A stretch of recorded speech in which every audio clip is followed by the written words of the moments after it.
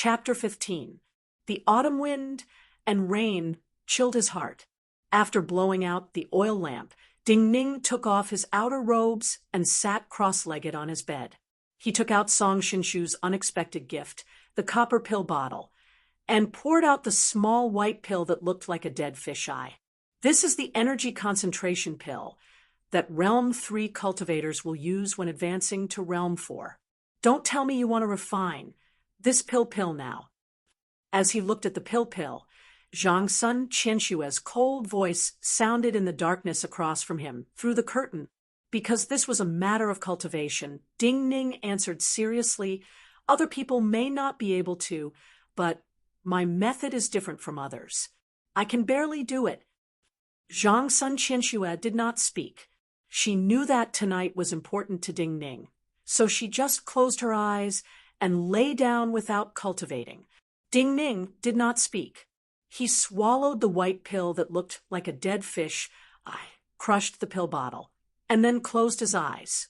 A spicy medicinal power started from his throat and quickly spread through his body. That unremarkable deathly white pill that looked like a dead fish's eye quickly disappeared from his body. However, the terrifying medicinal power seemed to have turned into an incomparably enormous, deathly white fish in his body. The pale white fish, which was many times larger than his body, began to wantonly swim in his body. His meridians were rapidly bursting open. His flesh and blood were unable to withstand such a powerful medicinal aura. His flesh and blood began to crack and wither. If it were any other cultivator, they would definitely explode and die in the next instant, turning into countless pieces of flesh and blood. But at this time, the sound of silkworms sounded in the darkness. The sound grew denser, but it was not the sound of eating mulberry leaves, but rustling like they were spitting silk. Ding Ning's body started to shine with weak light. There seemed to be countless invisible silkworms crawling onto his body and spitting silk. Countless thin threads that could be seen with the naked eye formed around him. Each thread seemed to be the vital energy of a cultivator above Realm 3. They seemed to be made from liquid and contained great power. However, what was hard to imagine was that the color of each strand was very heterogeneous. It looked as if it was pieced together by many different colored true essences. The mottled threads moved around Ding Ning's body and gradually formed an enormous cocoon. Ding Ning inside was silent, and even his body temperature seemed to have disappeared. At dawn, a soft cry of a silkworm rang out from the silent cocoon. The strange cocoon silk suddenly broke inch by inch and dissipated into the invisible yuan qi in the world. Ding Ning opened his eyes and woke up. An aura of deathly stillness that even the most powerful cultivators could not sense seeped out of his body and spread through the air. In the depths of the earth, the insects, whose senses were many times stronger than humans, sensed this presence. They seemed to be afraid of misfortune descending on them, and fled furiously away from this small courtyard. Ding Ning slowly sat up. He felt the strong flow of physical energy in his body, as though countless raindrops were seeping into his bones. He knew that it was as he had imagined. Song Shinshu's unexpected gift had caused him to go from Realm 2 3rd class to Realm 2 2nd class bone washing, and his physical energy had multiplied. A pill medicine that can greatly increase a Realm 3 1st class cultivator's chances of having a breakthrough only healed some of your wounds and caused you to go from Realm 2 2nd class to Realm 2 2nd class. Do you not feel it as a waste? Zhang Sun Qianshue had stood up and was combing her hair at the dressing table by the bed. She did not look at Ding Ning and spoke in her usual cool tone. The way she combed her hair was stunningly beautiful. The faint morning light shone through the window, and Ding Ning was momentarily dazed. Zhang Sun Qianshue's eyebrows rose slightly, her expression cold. Ding Ning coughed softly and said, "It is fine to waste a bit. The true importance of cultivation is to be able to do it and not to wait." Also, I know many things, but the key is whether you can obtain them and use them. Do not wait if you can do it. These words are reasonable. Zhang Sun Qianxue continued to comb her hair and said seriously, hearing her rare praise, Ding Ning felt that she would be more polite. But to his helplessness, Zhang Sun Qianxue's voice turned cold again. Do not stay on the bed. Go open the shop. While there was a wall of things and people to remember, in a place like Chongling, even cultivators above Realm 5 could die in one night. So for Ding Ning, all he could do now was cultivate and wait. He still had to open the shop.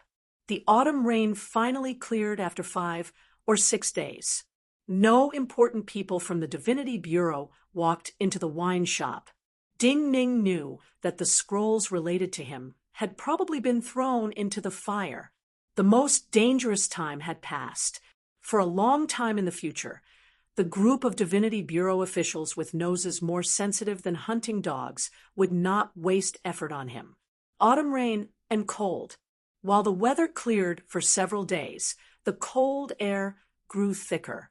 In the morning, white frost finally appeared on the black roofs. But the roads were dry, and there were more carriages, but the business of the wine shop grew better.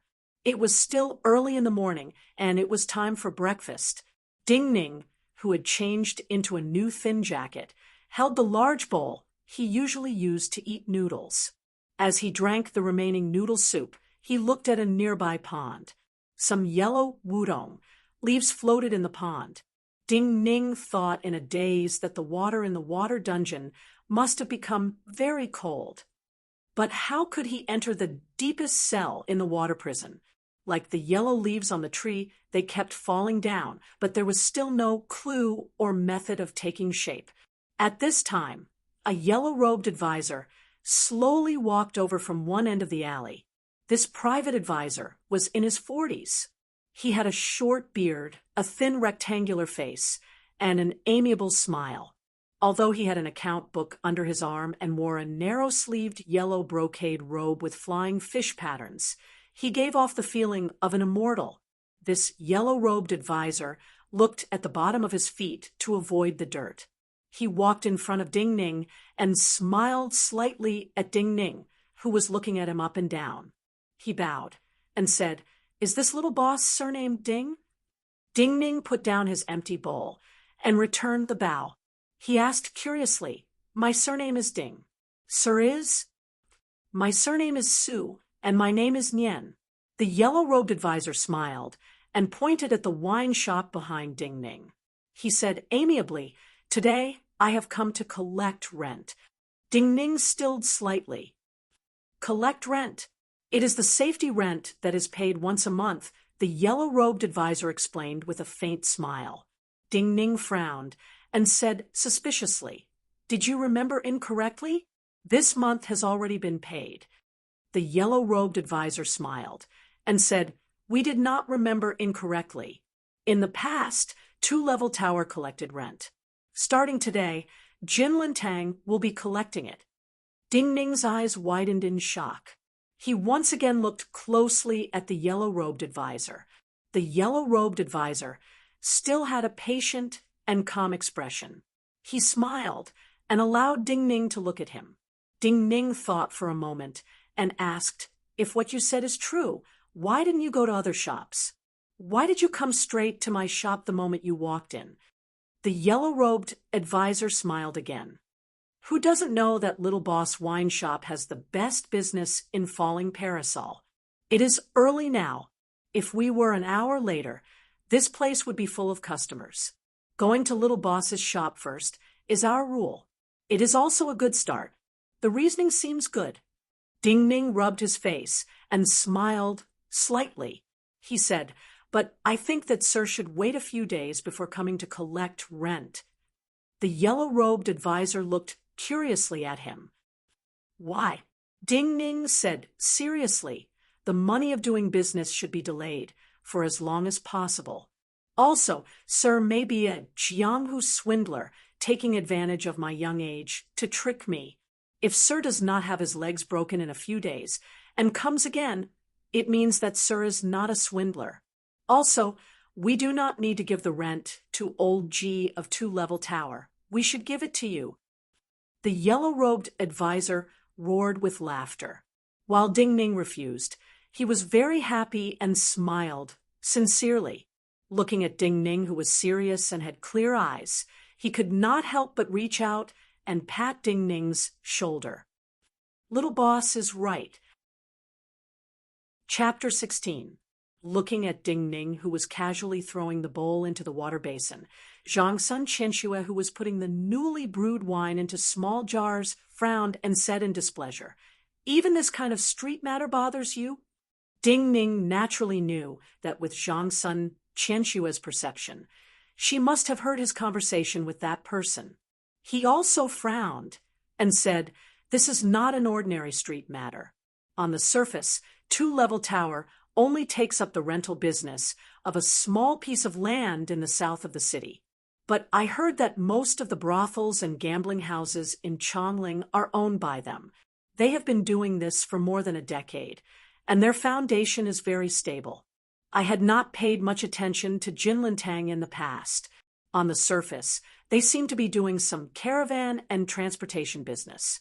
I do not know what happened behind the scenes when they suddenly jumped out to take over Two-Level Tower's territory." "So what?" Zhang Sun Qianxue looked coldly at him and said coldly, "Regardless of whether it is Two-Level Tower or Jinlintang, they are just dogs raised by the important people in the court. It is just that some of the families in the court did not divide the spoils evenly, so they have to redistribute it.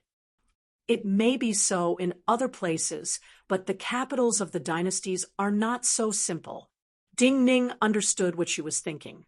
He gently shook his head and patiently explained, "The size of the capitals of the dynasties are much smaller than the other large cities. Take Chongling as an example. Long ago, the population of the previous dynasty was in the millions. After the Han, Zhao, and Wei were destroyed, large numbers of women and children were taken to Chongling as slaves. After that, there were no restrictions on immigration. Up until now, the long-term population has more than doubled. Also, there are travelers and caravans from various countries. This was only a matter of a dozen or so years. The power of the aristocratic families of the previous dynasty would not collapse in this short dozen or so years. Now, even those Marquis Manors, when Marquis Manors married their daughters, they still had to choose those aristocratic families for marriage and borrow some power. Chongling was too complicated and intertwined. No one could stick their hand in too deeply, not even Minister Yen and Minister Li. Otherwise, based on the abilities and thoughts of those two, Chongling would not have so many gangster sections. At most, there would only be a few left working for them. There is too little time, and there are too many matters to manage in court. I also have to cherish my own people. There are many serpents hidden in the streets of Chongling. These serpents can contribute to fighting against other dynasties, but if I really want to make these serpents submit, I may lose a few arms and not even keep my position in court." After pausing for a moment, Ding Ning continued, "The capital cities of the other dynasties are not that different. Although the dynasty had been established for a long time, the emperor had given birth to too many sons, and the lands that were given to the nobles were not taken back. The influence of the aristocratic families, and the nobles could even sway the decisions of the imperial palace. Which prince can succeed the throne, which woman can become the empress, it all depends on whether the woman's family has the absolute upper hand at that time." Zhang Sun Qianxue understood Ding Ning's meaning. These words caused her to think of her past. A layer of frost slowly covered her face. At this time, Ding Ning did not notice her expression. He thought of the hunchbacked old man with the black bamboo staff in Fish Market. He thought of the price he had paid many years ago for the aristocratic families to make concessions, for the Qin dynasty to be different from the other dynasties. His mood grew heavy, and he unconsciously hung his head. "Just like you said, If the gangster sects are just dogs raised by someone, then the casualties will be lower. But most of the gangster sects in Chongling only give benefits to some important people and use each other. What I am most afraid of is that some important person has ambitions and is secretly trying to change the situation in some places. This will be bloody, and I do not know how many people will die. I do not fear killing, but I fear more trouble. It's too messy. It'll take a lot of effort to sort things out. Besides, we can't even reveal our identities as cultivators right now. I'm not even at the third realm. If I get dragged into this, I don't know what the consequences will be. As Ding Ning spoke with his head bowed, he was worried that the hunchbacked old man in Fish Market and the people behind him would be pulled into this storm. Zhang Sun Qianshue's eyes were cold. She finally lost interest in Ding Ning's words. For her, Ding Ning's plans had been disrupted. His cultivation was too low. Even whether he could succeed in his plans was his business. She only had one thing in Chongling to surpass all the cultivators in front of her. She only had to consider her sword and her cultivation. She could even not leave this wine shop every day. She was the simplest. She had been the same in the past. The yellow-robed advisor Su Nian was right. While they did not care much about making wine, Zhang Sun Qianxue and Ding Ning's wine shop was the most popular shop in Falling Parasol. As it neared noon, the tables in the wine shop were almost full. Most of the people present were customers who had brought their own food and dishes to match the wine. Ding Ning lay weakly on the counter and dozed off, but his ears were sensitive enough to catch every word in the air. A light carriage drove into Falling Parasol and stopped under the indigo wine flag. The people of Chongling did not have good feelings towards foreigners. Also, this stranger was clearly Chuyin, and probably not even from the Qin dynasty. More than half of the people in the wine shop stood up after several heavy slaps on the table. So what if I am from the Chu? This youth looked at the surrounding figures. A hint of disdain and pride appeared on his angry face. Didn't you still give your Yangshan commandery to my dynasty? As soon as he said this, there was no sound in the wine shop. The eyes of all the customers were burning red. This was no longer a matter of bickering. In the third year of Yuanwu, the Qin dynasty that had defeated the Zhao, Han, and Wei dynasties had fought a great battle with the Chu dynasty. In that battle, the Qin army had been killed by 200,000 and lost countless chariots. They had suffered a great defeat and had to cede land and beg for peace. Up until now, the Yangshan commandery could not be taken back. The Chu dynasty had only sent an unfavored prince as a hostage in Chongling according to the agreement at the time. One hostage exchanged for 600 miles of land, and this was a son that the Chu king did not favor. 600 miles of fertile land and hundreds of thousands of Qin people. This matter was the humiliation of all the Qin people. Just as the alcohol energy was about to be burned into killing energy and blood was about to scatter onto the cold ground, an icy voice suddenly sounded from within the wine shop. Marching and fighting are matters between soldiers and cultivators. If you don't drink properly and want to discuss these things with others, then leave. Do not make trouble here. As the cold voice spoke, the curtain to the inner courtyard was lifted. The icy Zhang Sun Qianxue had an expression as though she was chasing the guests away. The anger and murderousness in the eyes of all the customers dissipated into heat and impatience. The first few people to stand up first smiled awkwardly and sat down. The disdainful youth was suddenly petrified. He had never thought that he would see such a peerless beauty in a wine shop like this. Looking at Zhang Sun Qianshue's soul-stirring features, his breathing became irregular. He finally understood why so many customers would come to this wine shop to drink. Wine had to warm people's hearts. Wine that could warm people's hearts was good wine. while the wine of this wine shop was sour and hard to drink. If one looked at her, it would not just be the heart that warmed. These ordinary men would feel hot all over for a long time. This is a beauty comparable to a commandery. This foreign youth was dazed. His heart burned, and he wanted to ask for this woman's name. "Hey, you have to pay for the broken wine jug."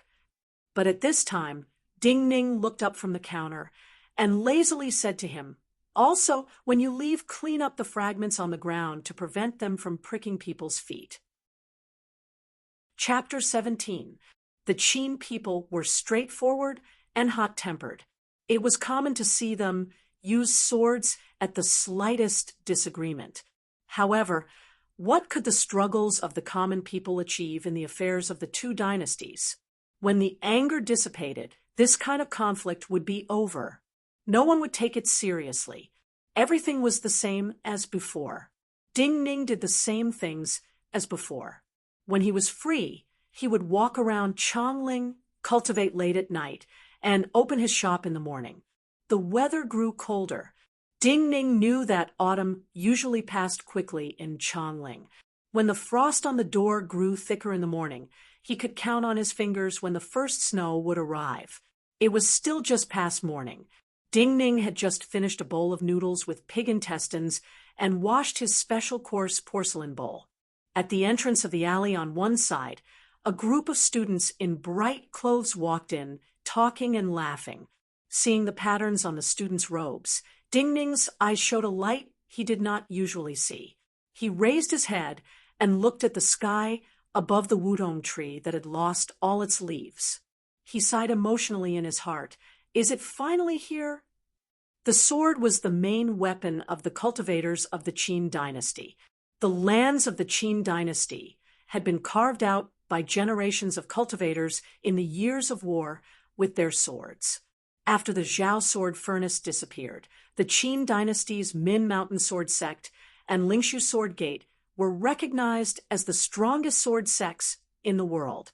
These two great sword sects were very strict in teaching disciples. Regardless of whether they accepted disciples or left the mountains, they would only open their gates on a few fixed days each year. If a disciple could not cultivate to a certain level, they could only stay in the sect to cultivate for the rest of their lives. This was to prevent them from being casually killed by someone after they left the sect and tarnishing the reputation of the two great sword sections. Other than these two great sects, there were hundreds of famous sword schools in Chongling, with existences like Min Mountain Sword Sect and Spirit Void Sword Sect. To learn from, these cultivation places were very strict in their management of their disciples. In most cultivation places, only those who had reached Realm 3 and above had the right to walk freely outside. Those students who were far from Realm 3 were only allowed to play outside on the rare days when the school was not in session. This group of students, who were like birds out of a cage, had several different patterns on their clothes. The long swords they carried were also different. Obviously, they belonged to several different sword academies. It was only because they had a good relationship that they decided to travel together. Among these students, several of them wore plain satin robes with cloud patterns on their sleeves. Ding Ning's gaze would occasionally fall on those cloud patterns. Those who could enter the sword schools were naturally the young geniuses of Chongling. Those who could stay in the end would definitely become cultivators.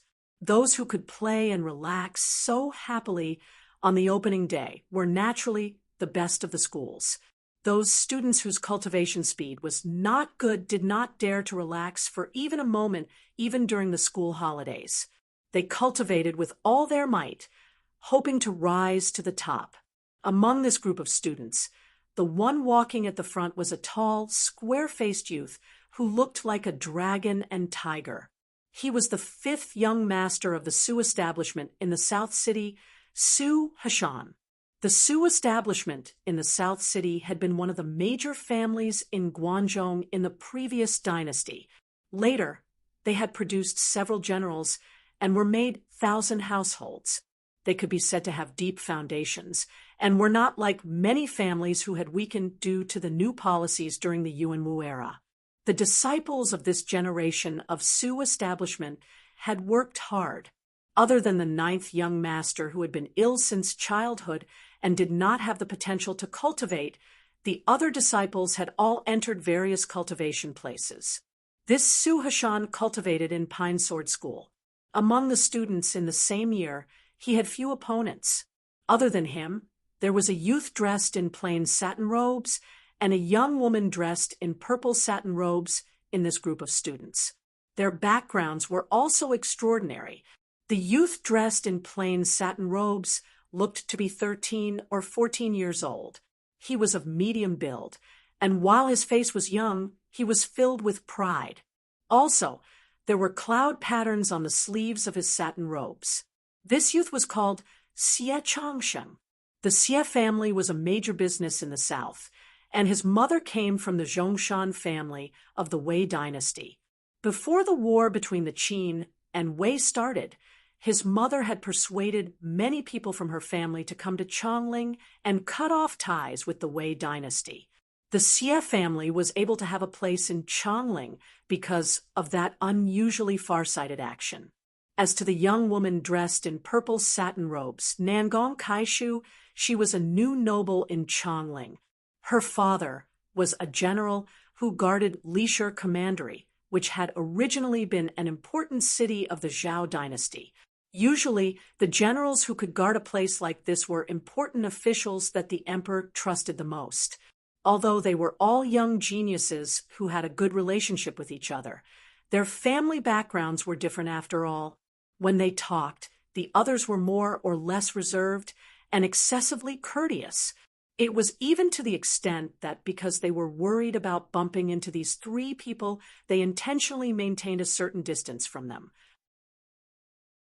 Chapter 18. This was a very luxurious carriage. The two tall horses pulling the carriage had strange silver-white fur all over their bodies. Moreover, they were abnormally clean and looked as if they had been smeared with a layer of wax to make them shine. The carriage was made from the finest red sandalwood, and every place was carved with patterns. The carvings overlapped and inlaid with gold and jade. It was extremely luxurious. Even the driver was a silver-robed swordsman with a long sword at his waist. This swordsman was tall and had sharp eyebrows and bright eyes. He looked very elegant and noble. His black hair was spread out behind him, but it was slightly gathered on both sides and tied in the middle with a green cloth band. The rest of his hair was still loose, but it would not fall in front of his cheeks in the wind. This kind of hair ornament gave him a natural and unrestrained attitude. He looked to be in his 20s, but his movements were calm and steady. The carriage stopped in front of the wine shop under the parasol tree by the wall. After confirming that he would not obstruct the passage of others, this silver-robed swordsman slowly walked into the wine shop. Ding Ning looked at this elegant and noble silver-robed swordsman and raised an eyebrow when he saw the crane-shaped seal carved on the sword hilt of this silver-robed swordsman. He knew the origins of this uninvited guest. He clearly realized that this uninvited guest was related to the Chu person who had come not long ago. The alley was very short, so while this silver-robed swordsman's movements were calm and elegant, when he walked into the wine shop and appeared in Ding Ning's sight, Su Hashan, who had finally recovered, took a deep breath and moved his lips slightly, preparing to speak. But Zhang Sun Qianshue's gaze also landed on this swordsman. Everyone's gaze uncontrollably landed on this swordsman. Su Hashan was about to speak when he was interrupted by the arrival of this swordsman. He paused and naturally felt displeased. The silver-robed sword master saw that there were actually so many students in the store and was slightly surprised. When he looked at Zhang Sun Qianxue, a trace of shock appeared in his eyes. But in the next moment, he did not lose his composure. He bowed slightly to Zhang Sun Qianxue and said, "I am Chun Limo, a subordinate of Li Lingjun." "Greetings to Miss Zhangsun Qianxue." Su Hashan's expression suddenly changed. Nangong Kaishu raised her eyebrows, which were like two small swords. Xie Changsheng snorted coldly. The reactions of the students around them were also different, but their eyes were naturally burning with a strong killing intent, because it was related to the shame of the Qin dynasty. Li Lingjun was the hostage of the Chu dynasty, who had exchanged 600 square miles of fertile land of the Qin state. These young talents of Chongling would definitely become famous cultivators in the future. The things they bore were naturally different from those poor people in the marketplace. So, without any provocation, they felt enmity. But unlike those ordinary barbarians, they all knew that Li Lingjun was not an ordinary person. Other than his identity as the son of an emperor, Li Lingjun's experiences could be described as miserable. His mother had been a musician in the palace who had been favored by the king of Chu and had given birth to Li Lingjun. But many years later, she had been sentenced to death because she had offended the king of Chu with her words. In order to not see the end of it, the king of Chu had casually given Li Lingjun a piece of land that no one wanted and sent him away from his sight. Supposedly, this had been the result of someone in court advising him. Otherwise, with the king of Chu's personality, he might have sent a secret order for Li Lingjun to follow his dead mother. But even though the land Li Lingjun had been given was far from the imperial city of the Chu dynasty, so far that people had forgotten him, when the Chu dynasty needed a prince as a hostage to exchange for a city of the Qin dynasty, the king of Chu immediately thought of him. Everyone knew that the outcomes of hostages of various countries were miserable. For those emperors who controlled the lives of countless armies and cultivators, they would not care about the life and death of the son they disliked the most. But as a Chu person who had come from afar and did not have much wealth, Li Lingjun had become an important person in less than a decade in Chongling. He had more than 1,000 diners under his wing, including hundreds of cultivators. No one knew how he had slowly climbed up from the position of an abandoned pawn to his present status in Chongling. But everyone was certain that he had many things that ordinary people could not reach. For the students of the academies who had not become such an existence, they naturally felt respect and awe towards such a person. As Li Lingjun's subordinate, Chen Moli spoke. The gazes of Xie Changsheng and the others once again gathered on Zhangsun Qianxue. To everyone's surprise, Zhangsun Qianxue did not say anything. She was like a fairy that had walked out of a painting. She frowned slightly, and then turned to walk back into the inner courtyard. Chen Moli stilled at such a reaction. Zhangsun Qianxue's actions also stilled Xie Changsheng. But when he saw Chen Moli's slightly embarrassed expression, this proud youth from a prestigious family in Guangzhou felt even better. He suddenly laughed. He laughed so hard that his eyes narrowed, and the ridicule in his eyes grew thicker and thicker. You think you can scare people by bringing up Li Lingjun. Pity that Li Lingjun is not a marquis of Chongling. Otherwise, Miss Zhangsun Qianxue may pay attention. Ding Ning looked calmly at Xie Changsheng. He felt the courage of this proud youth with many flaws. His evaluation of Xie Changsheng immediately rose. Chen Moli's hand unconsciously landed on his sword hilt. The sparrow didn't know the ambitions of the swan. The two of them didn't exist in the same world. Detachment and self-restraint sometimes came from carelessness.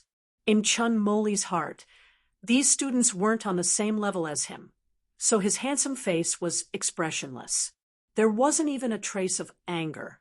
Compared to the countless families of Chongling, regardless of prosperity or decline, Li Lingjun was just an outsider. Even if these students' words were unpleasant, he would not care.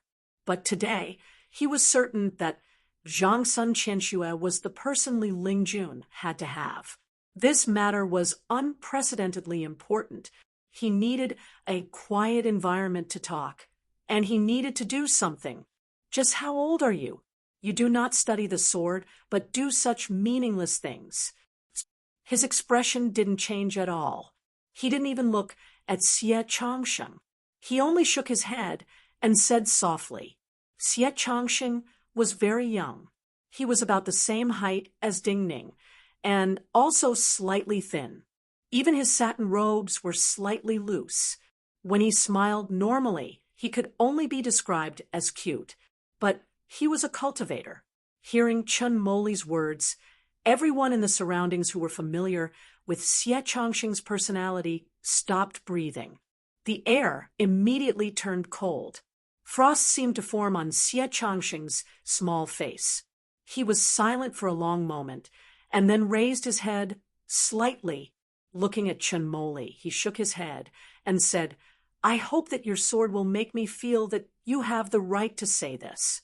Chun Moli smiled slightly. He did not say anything. However, an indescribable aura suddenly exuded from his body. A wind suddenly blew through the wine shop. All the students stopped breathing. Chun Moli still did not move, but the primal energies of the universe around him grew stronger. Pew, pew, pew. In the end, there seemed to be countless small wind tunnels around his body. Invisible primal energies of the universe blew outwards. Even in the eyes of cultivators, this was very gentle, but the strong power caused the tables and chairs around him to move outwards. Xie Changsheng's gaze grew colder, and his face unconsciously paled. The satin robes of him and all the students around him flapped in the wind. This was Realm 4. Only cultivators who reached Realm 4 could merge energy and store energy. In their usual cultivation, they could merge a part of the primal energies of the universe into their vital energy and turn their bodies into a vessel that could store some primal energies of the universe. Nangong Tsaishu's eyelashes trembled. She was furious, but also helpless. Yet at this time, Chun Moli's presence started to weaken again. Some banks seemed to be building inside his body, and gave off strange sounds. I am older than you, and I think you will not accept using cultivation to suppress you. The sword essence came at his abdomen. Even Chun Moli's expression changed dramatically when there was such a soft sword hidden under the strong blow. He had an impulse to release his vital energy. However, he still forcefully controlled his impulses. In that split second, his left hand also moved. His left hand did not have a sword, but a sword sheath, a grand green sharkskin sheath. This sword sheath suddenly turned into a puddle of spring water and wrapped around the vines growing upwards. Everyone only heard a soft clang. This was the sound of a sword returning to its sheath. All of the vine-like sword energies disappeared. Nangong Tsaishu's face turned pale. All the students behind her sucked in a breath of cold air. Her sword returned to Chun Moli's sheath. Amidst the countless vines, in such a short time, Chun Moli had accurately grasped her true sword shadow and used the scabbard to sheath her sword with extreme precision. In the next moment, Chun Moli's movements did not stop. Chun Moli held one end of the sword sheath and continued to swing. The spring water continued to flow. Nangong Kaishu finally could not hold on. Her body was first pried up like a rock, her heels off the ground. In the next moment, her sword-wielding left hand was shaken loose. The small green sword she held left her hand.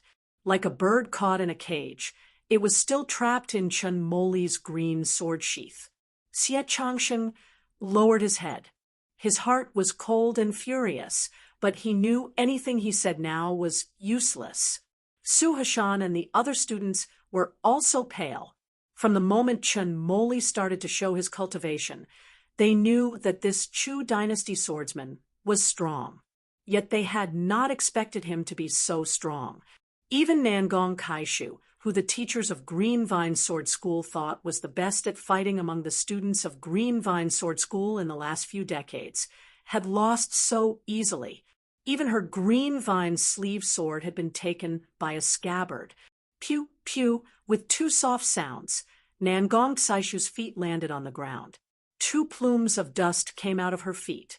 She was a young girl, thinking of the teachings of the teachers of the academy, and seeing the green vine sleeve sword she treasured like her life taken by the other. She was so embarrassed she wanted to cry. Chunmoli glanced at her. He put his sword away. The green vine sleeve sword flew out of his sheath and landed in front of Nangong Kaishu.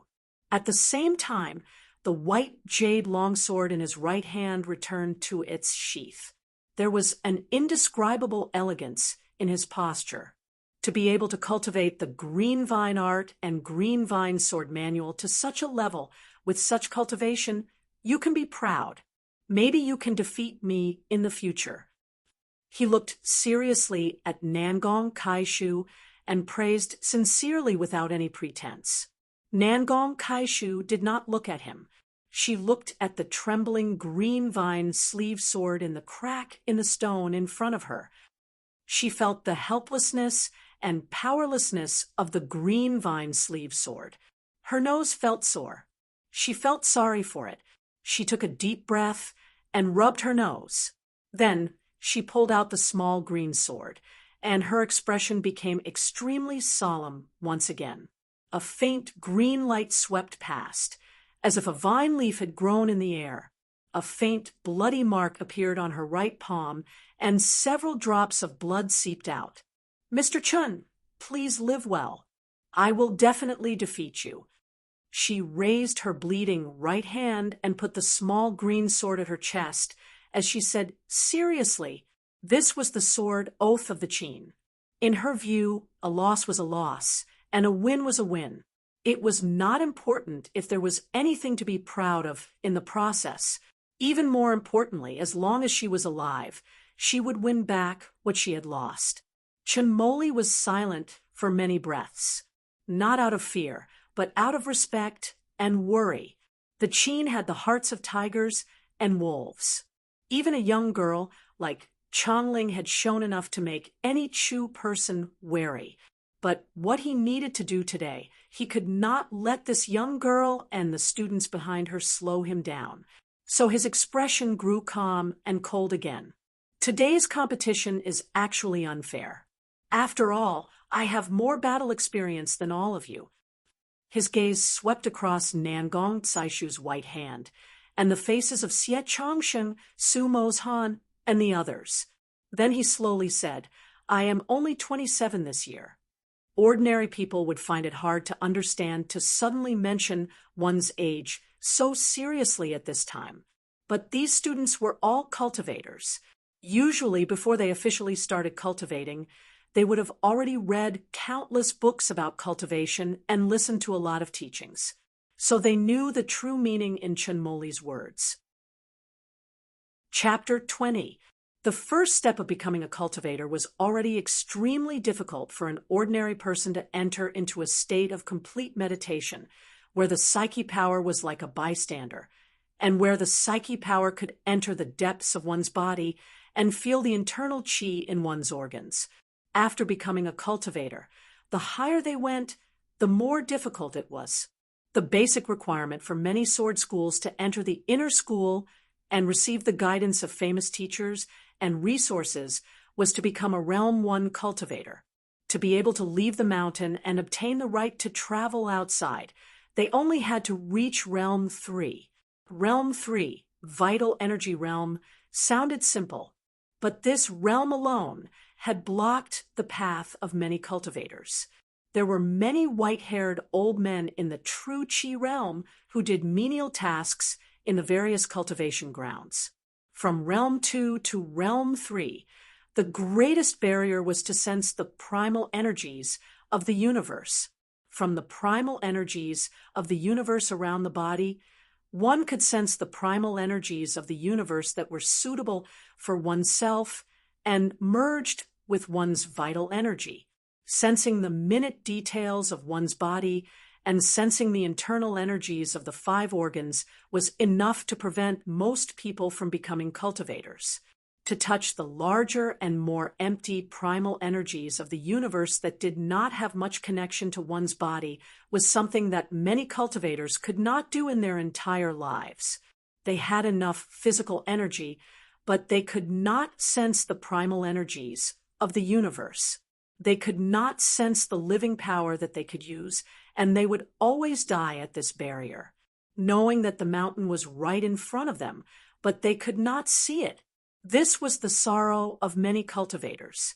When they arrived at the mountain, they could finally feel and see the mountain. Then they could finally cross the mountain. This was the process of breaking through each major realm of cultivation.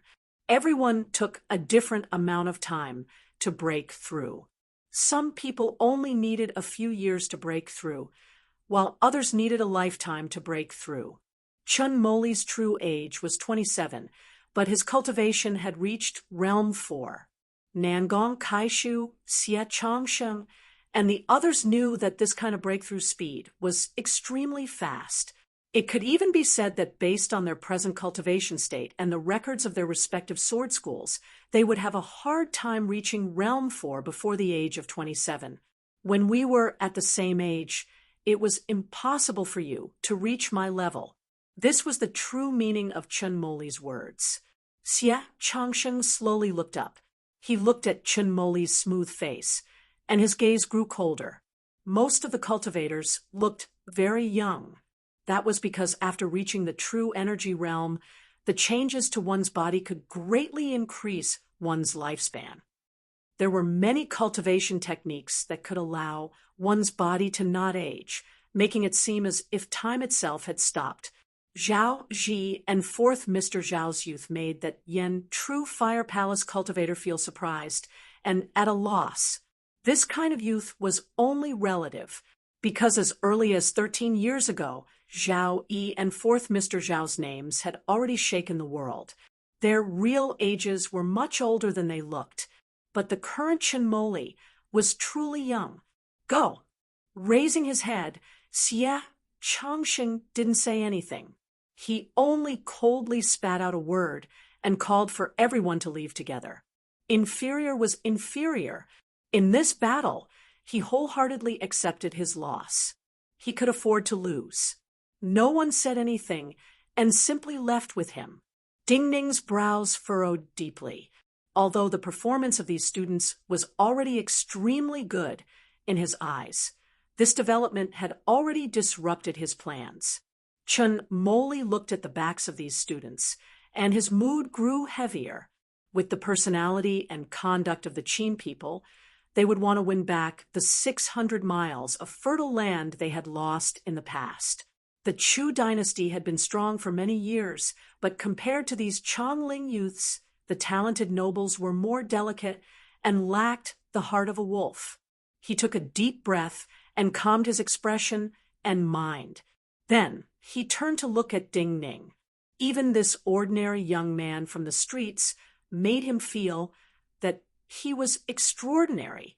The autumn wind blew, and Ding Ning's hair fluttered. Before Chun Moli could speak, Ding Ning spoke. My aunt is ignoring you, not because she does not understand etiquette, but because I am in charge of many of her matters, including the business of this wine shop. So if there is anything, you can talk to me. Chun Moli thought and said, All right, I came here because my master wants to see Miss Changsun.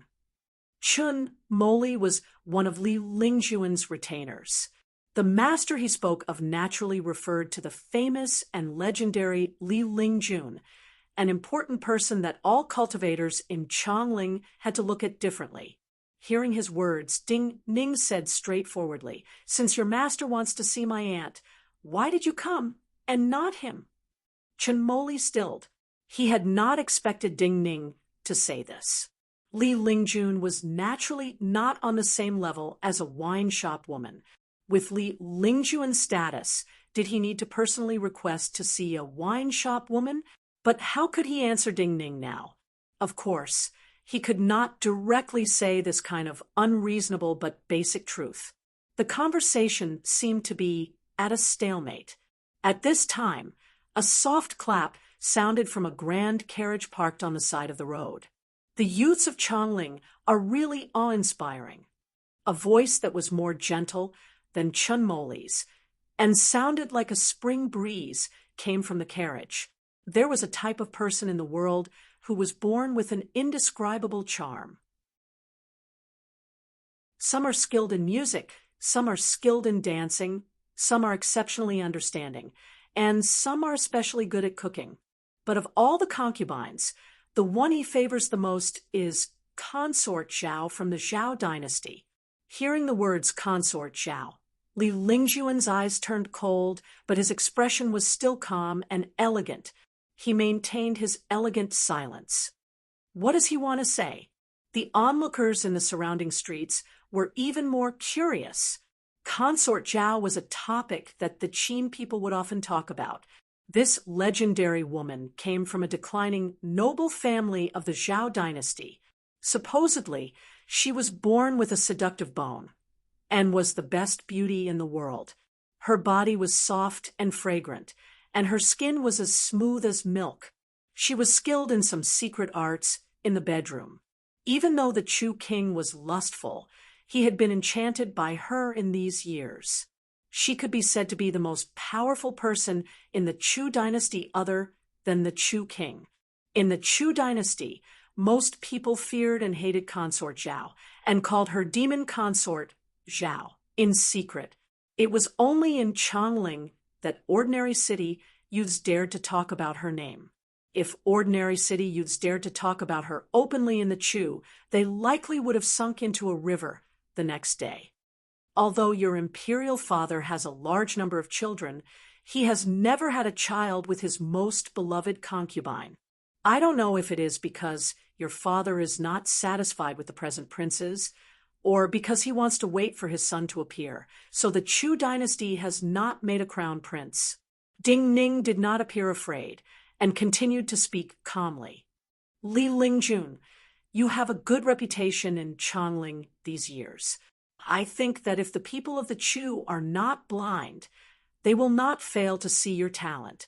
If you return in front of him now, he will not hate you as much as before. And if you appear in his line of sight with a woman that even he finds breathtaking, the result will be very different.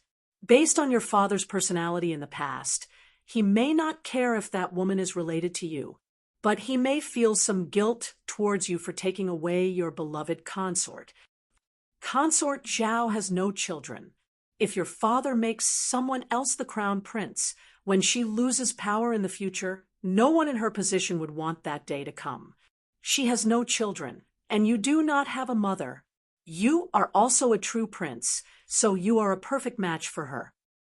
If she is willing to speak for you, and you are not so disliked in your father's eyes, then everything may change.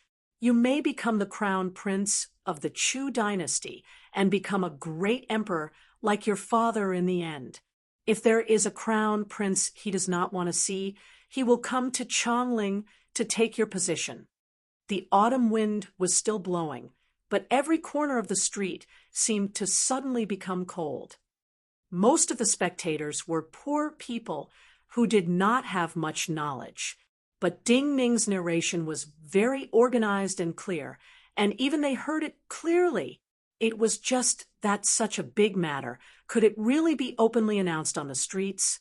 Ding Ning was too daring. He did not seem to care about Li Lingjuan's feelings. However, after feeling shocked, these spectators couldn't help but feel proud and complacent. No matter how outstanding Li Lingjun was, no matter how powerful, he was just a Chu person. Why would the Qin care about the feelings of the Chu people? Ding Ning's performance was the performance of a true Qin person. Li Lingjun still did not show any anger or shock, but his brow furrowed deeply. He slowly looked up at Ding Ning and said seriously, "If everything is as you say, if I really have a chance of becoming the monarch of the Chu dynasty, then should you consider my request? Become one of your father's consorts." Hearing these words, Ding Ning's expression turned cold. Li Lingjun and Chen Moli's arrival had disrupted his plans.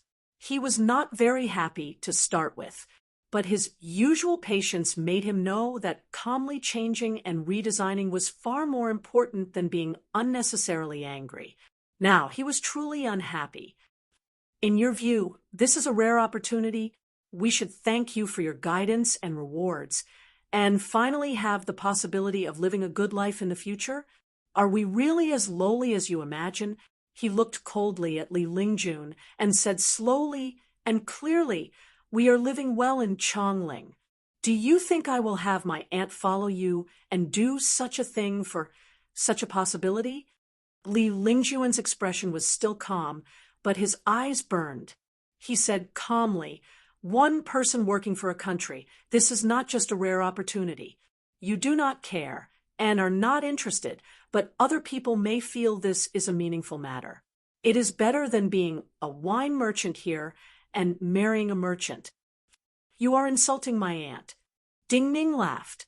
He looked at Li Lingjun and said seriously, "You see, I am already like this. My aunt is even colder than me. She will not like what I do not like." What he said was the truth. Zhang Sun Qianxue was more proud and cold than most people imagined. Li Lingjuan's eyes seemed to burn, but he did not lose his composure. "In that case, I have disturbed you." He bowed slightly and gave a serious salute.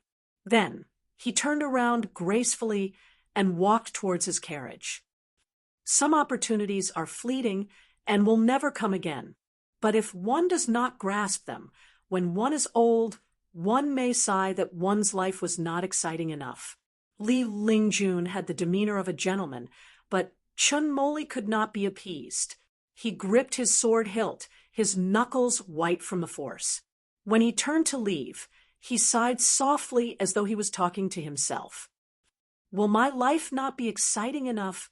I hope it can be more ordinary and not too exciting."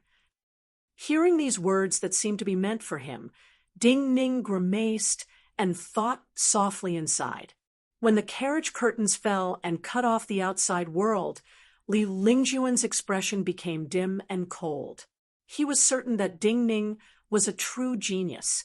Just based on some rumors on the streets, this young youth from the wine shop actually had such clear and terrifying judgment.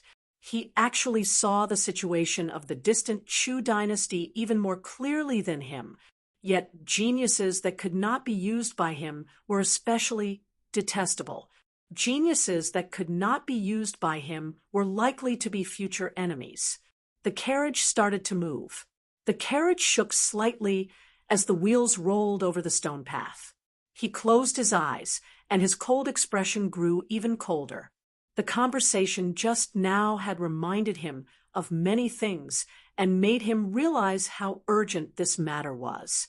Ding Ning did not know, but he knew that his father, the powerful and lustful emperor of the Chu dynasty, had started to deteriorate.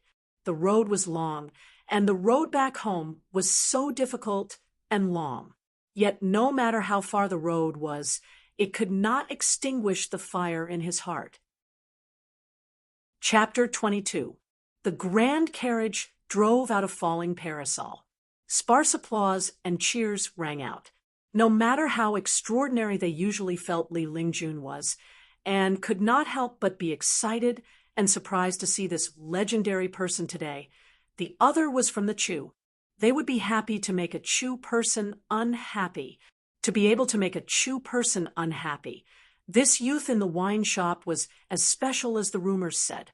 Although they applauded and admired him, on a sunny morning like this, apart from a few idlers, most people would be busy with their own matters.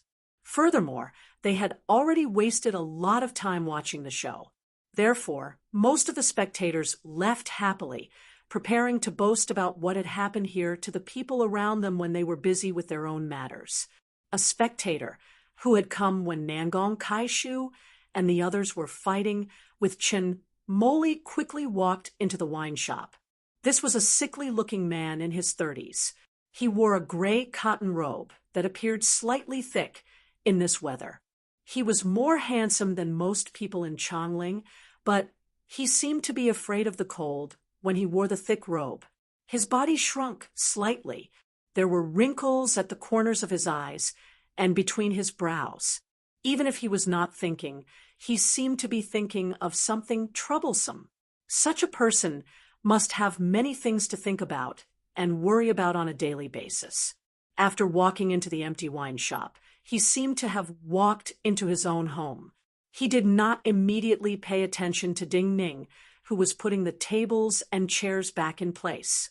He took some money off the counter, sat down not far from Ding Ning, and slowly drank.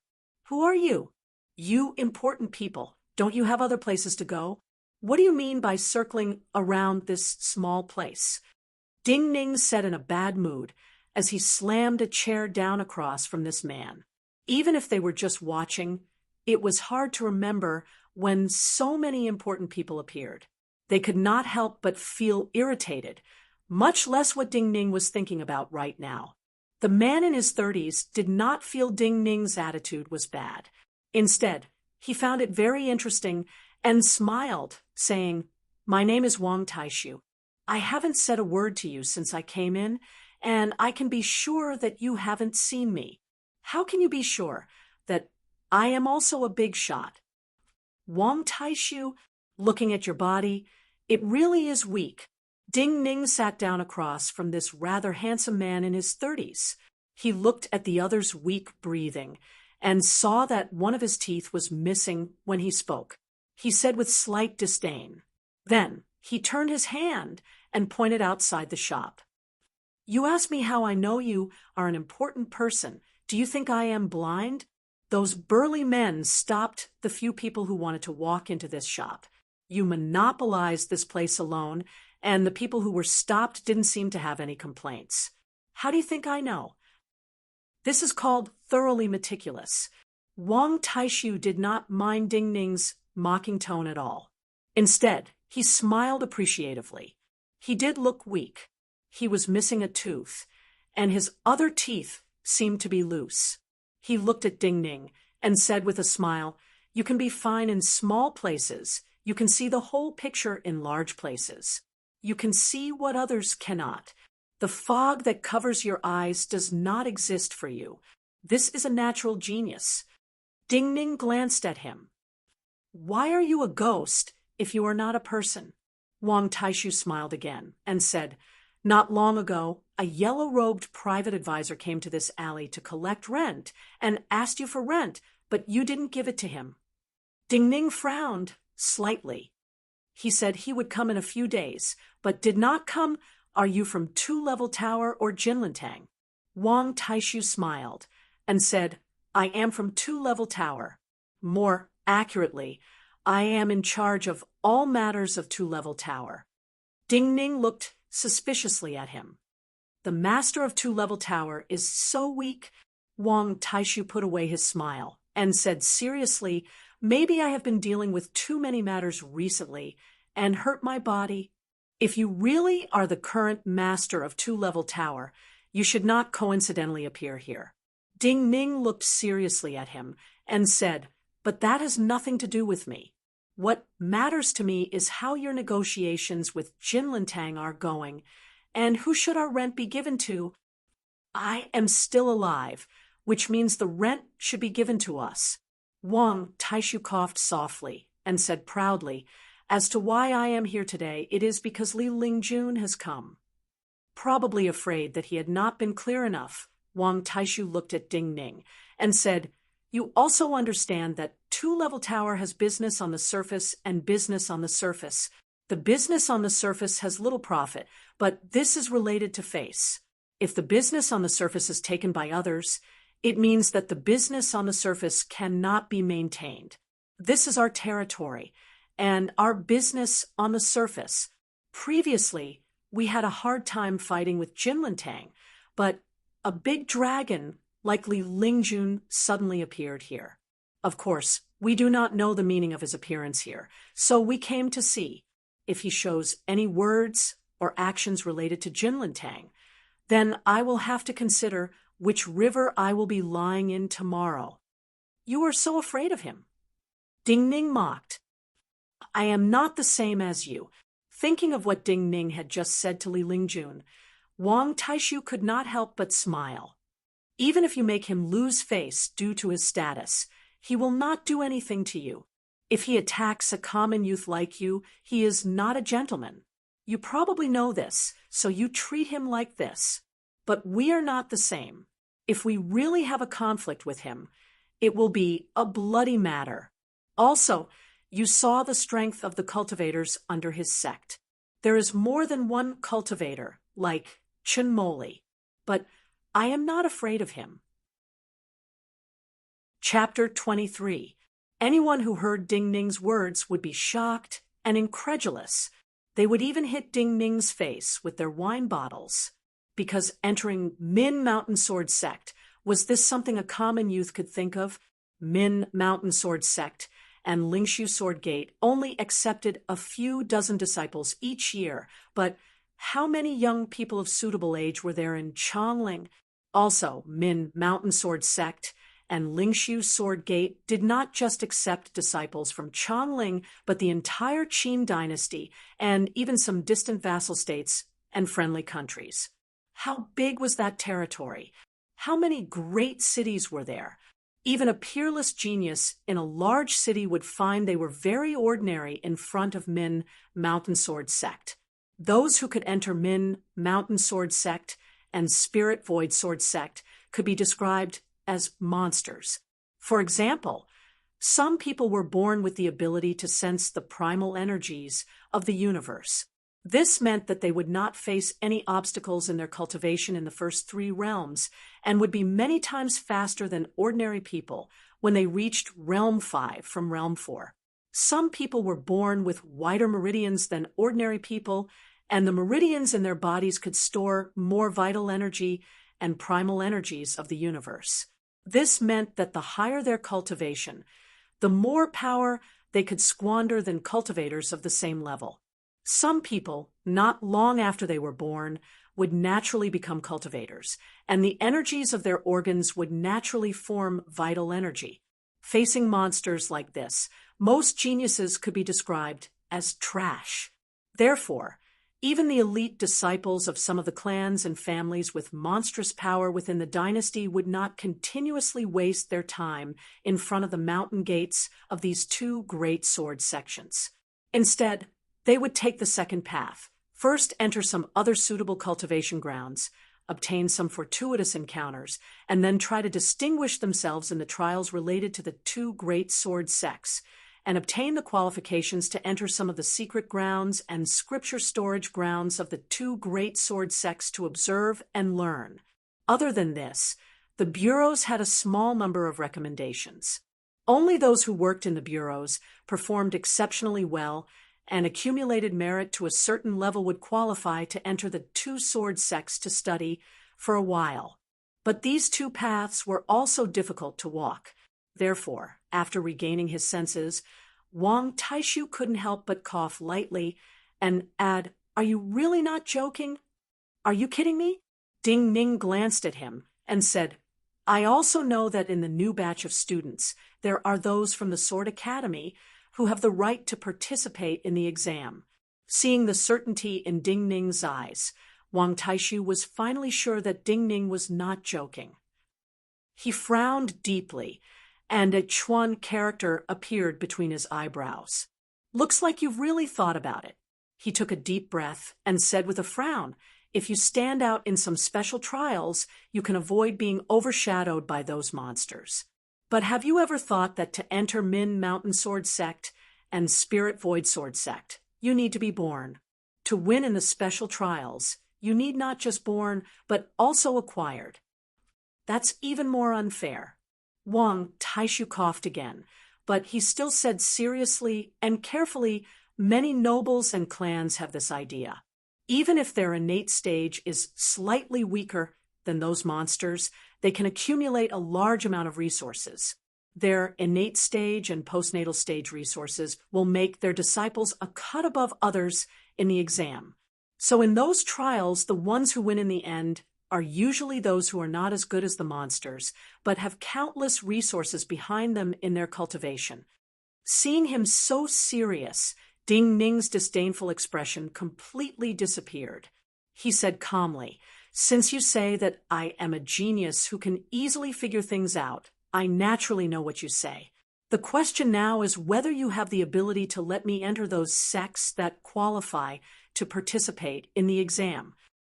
Wang Taishu's frown deepened, his wrinkles like they were carved by a knife. He coughed violently as though he was going to cough his lungs out. As long as Two-Level Tower does not fall so quickly, it should not be a problem to let you enter one of the sections.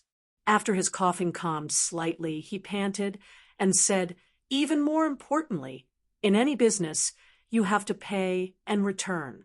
My thoughts are, why do you have to enter Min Mountain Sword Sect? When you enter some mountains, you will find they are not as beautiful as you imagine.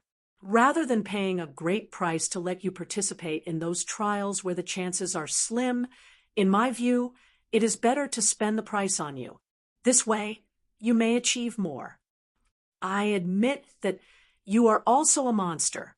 After a pause, Wang Taishu continued, the thoughts and gazes of monsters are different from us normal people.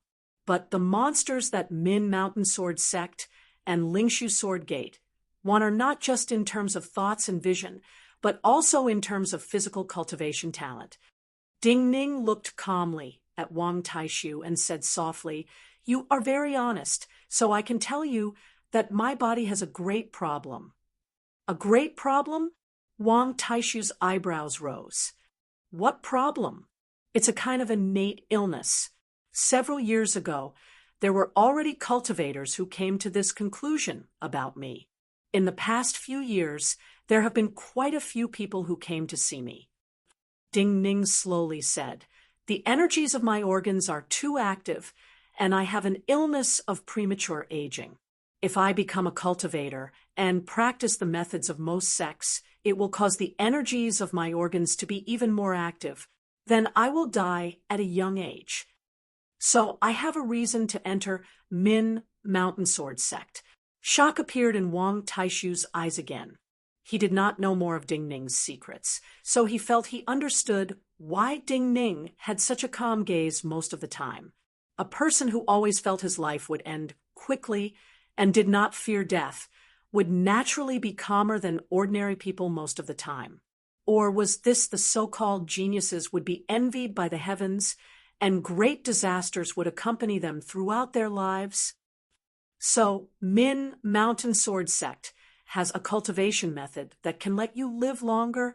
Wang Taishu took a deep breath, looked at Ding Ning, and slowly asked, Min Mountain Sword Sect and Lingshu Sword Gate are mysterious and supreme, but fortunately, we have many records about them in our books. Min Mountain Sword Sect has a heaven-replenishing divine art that should be able to solve some of my problems. Ding Ning nodded and said, I also guessed that it is this true art. Wang Taishu said, this is a secret of Min Mountain Sword Sect. Only disciples who can enter the secret lands of Min Mountain Sword Sect to cultivate can learn this true art. Ding Ning nodded and did not immediately speak. Wang Taishu's expression grew even more serious. If your constitution is the same, as you say, then if I really help you enter the sword school that qualifies for the exam, you will immediately start cultivating. That's right, there's no turning back. If you don't succeed, perhaps the candle will burn out very quickly. Ding Ning laughed. He interrupted Wang Taishu and said, but this is much more interesting than waiting for death or becoming Li Lingjuan's pawn and waiting for him to conquer the world to receive his gratitude. You have to hold your life in your own hands. If you fight, there will be some chances. If you do not fight, there will be no chance at all. I agree with your words. Wang Taishu thought for a moment and smiled. I think you can help me, and I can help you too. Ding Ning also smiled. Tell me what you think. We have some connections to the Green Vine Sword Academy. Also, the Green Vine Sword Academy has changed recently. We will think of a way for you to enter the Green Vine Sword Academy. There should not be a problem. Wang Taishu seemed to have thought of this problem just now and said, calmly without hesitation. Ding Ning frowned. Mr. Taishu, do not trick me, because I am young. I remember that the Green Vine Sword Academy does not qualify to attend the Min Mountain Sword Trials. Wang Taishu shook his head. It should be said that they did not before, but this year they did. Ding Ning stilled. Wang Taishu liked to see him miscalculate. He smiled slightly. The Green Vine Sword Academy has expanded. White Goat Cave belongs to the Green Vine Sword Academy. Based on their numbers and size, they naturally qualify to attend the Min Mountain Sword Trials without a special decree from His Majesty. Chapter 24. What are you thinking about? Seeing Ding Ning in a daze, Wang Taishu said calmly, Are you suspicious of my words? Nothing. Ding Ning shook his head. He thought and asked, Does the business of fish market have anything to do with Two-Level Tower or Jinlintang? Wang Taishu stilled slightly. He did not understand why Ding Ning would suddenly mention fish market, but he still answered seriously, No, that is the business of the upper class. People of the lower class like us cannot do business of large rivers. Ding Ning looked disdainfully at Wang Taishu and said, The people rumored to have taken up most of the casino and brothel business are people of the lower class. Wang Taishu shook his head. It's not that exaggerated. At most, they take up a few % of the business. Also, the upper and lower levels we speak of are only related to the business partners. Our business partners are all ordinary people in the marketplace and Jianghu, but the business of fish market involves the large sects, the people of the imperial court, and the great rebels and bandits. It's dangerous for us to get involved with even one of those people. Only the truly wise, brave, and capable people can do business like a river, where a dragon can cross the river at any time. This has to do with one's choice and foundation. It has nothing to do with whether one has money or powerful cultivators. Dragons have their dragon paths. Snakes have their snake paths. Serpents are born with serpents. Even if a snake turns into a serpent, it does not have so much accumulation before, and will not mix in the pool of serpents. This is the so-called foundation. So in Chongling, ordinary nobles and commoners do not play together. Ding Ning said in a low voice, From what you said, those who are qualified to do that kind of business are at least people with a high enough background. Wang Taishu said patiently, Those who can connect with large sects and people of the court are not ordinary people. The other gangs in Chongling do not dare to interfere in the business of fish market and do not dare to inquire.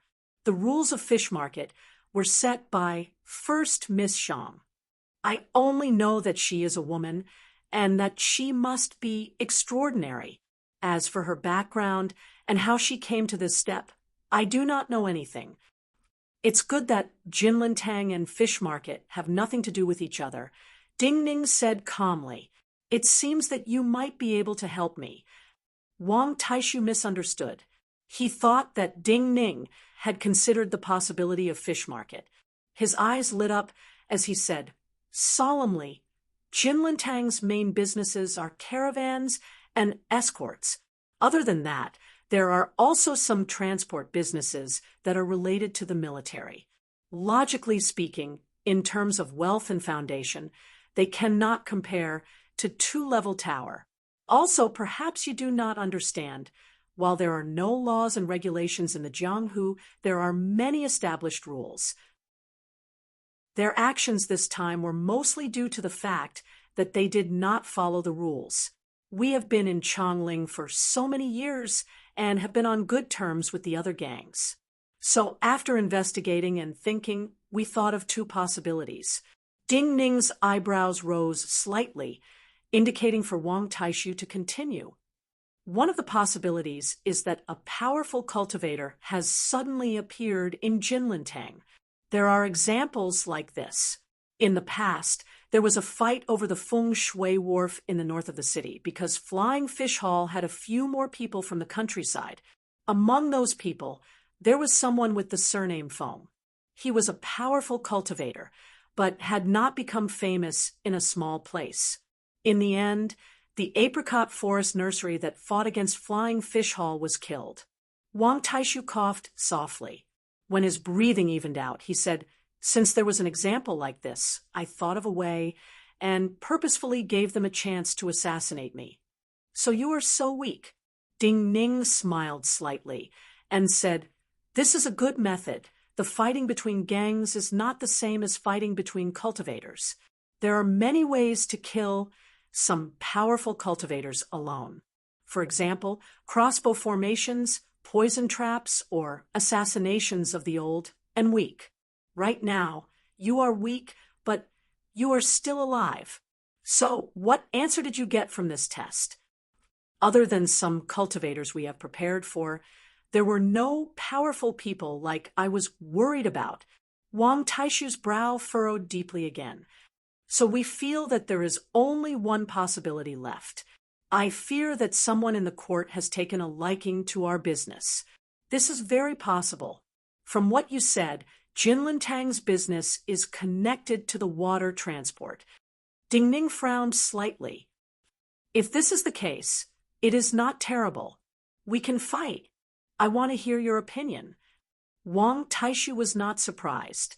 He looked calmly at Ding Ning and said, "In all of Chongling, the only people who do not need to consider His Majesty's thoughts are Minister Li and Minister Yen. However, they shouldn't have the time to come and snatch such a piece of meat.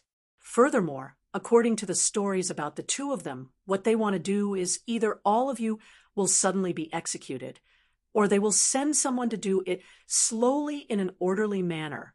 Ding Ning looked up at him and said seriously, "As to the other nobles, they have to consider the thoughts of the two prime ministers and His Majesty the Emperor. So the cultivators of the court are His Majesty's property. Using the power of the court and cultivators to fight for their own benefits has always been a taboo, especially when the common people are also citizens of the Qin dynasty. If they use the power of the court and cultivators who are His Majesty's personal property to kill, if one of them is killed, these nobles may not be able to bear the responsibility. So if some important person of the court wants this piece of meat, it is not a terrible matter. You can fight for it. The forces they use are limited, and their hands and feet are tied as well. As expected, I did not misjudge you." Wang Taishu's eyes grew brighter. "What else do you need to know?" Ding Ning asked. "I want to know what price you made Jinlin Tang pay in that test that made you so weak, and what Jinlin Tang is doing now. What do you not understand?" They left behind 53 corpses, 6 of them cultivators. Of the 3, Jin, Lin, Tang, only Tang Ke did not appear. Su Jin and Lin Qingdai were killed by us. So Jinlin Tang is a combination of 3 people's names. 3 brothers with different surnames. They came from a small place in the north to fight together. There are no cultivators stronger than them in Jinlin Tang. When they tried to assassinate me, there were no cultivators stronger than them. Ding Ning listened carefully to the matters of the lower levels of the Jianghu that he rarely came into contact with or understood. He then asked, "What are the cultivation of Su Jin and Lin Qingdai you killed, and what is Tang Ke's cultivation?"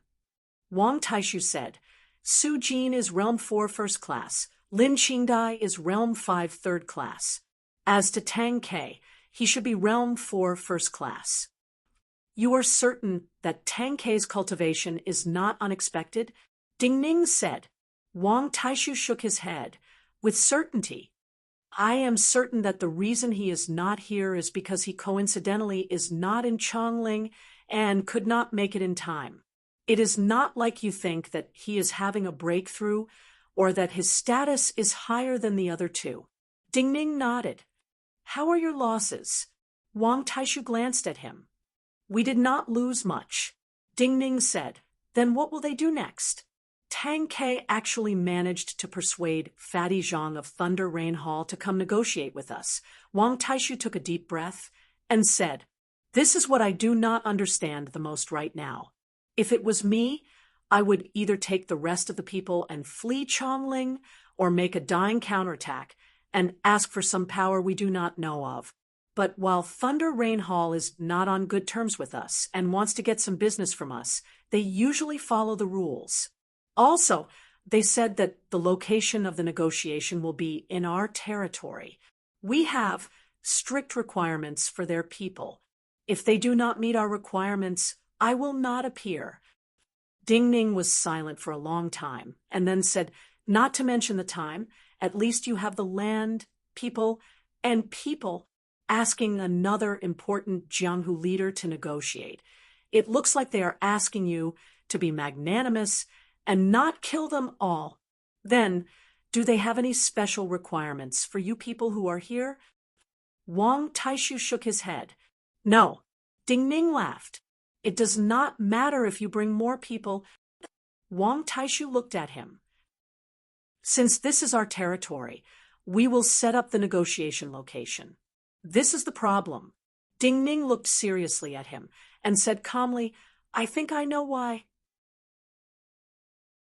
Chapter 25. Wang Taishu's eyes immediately narrowed. He could not believe that Ding Ning had already found the crux of the problem with just a few questions and answers. He had thought about it for a long time, but still could not figure it out.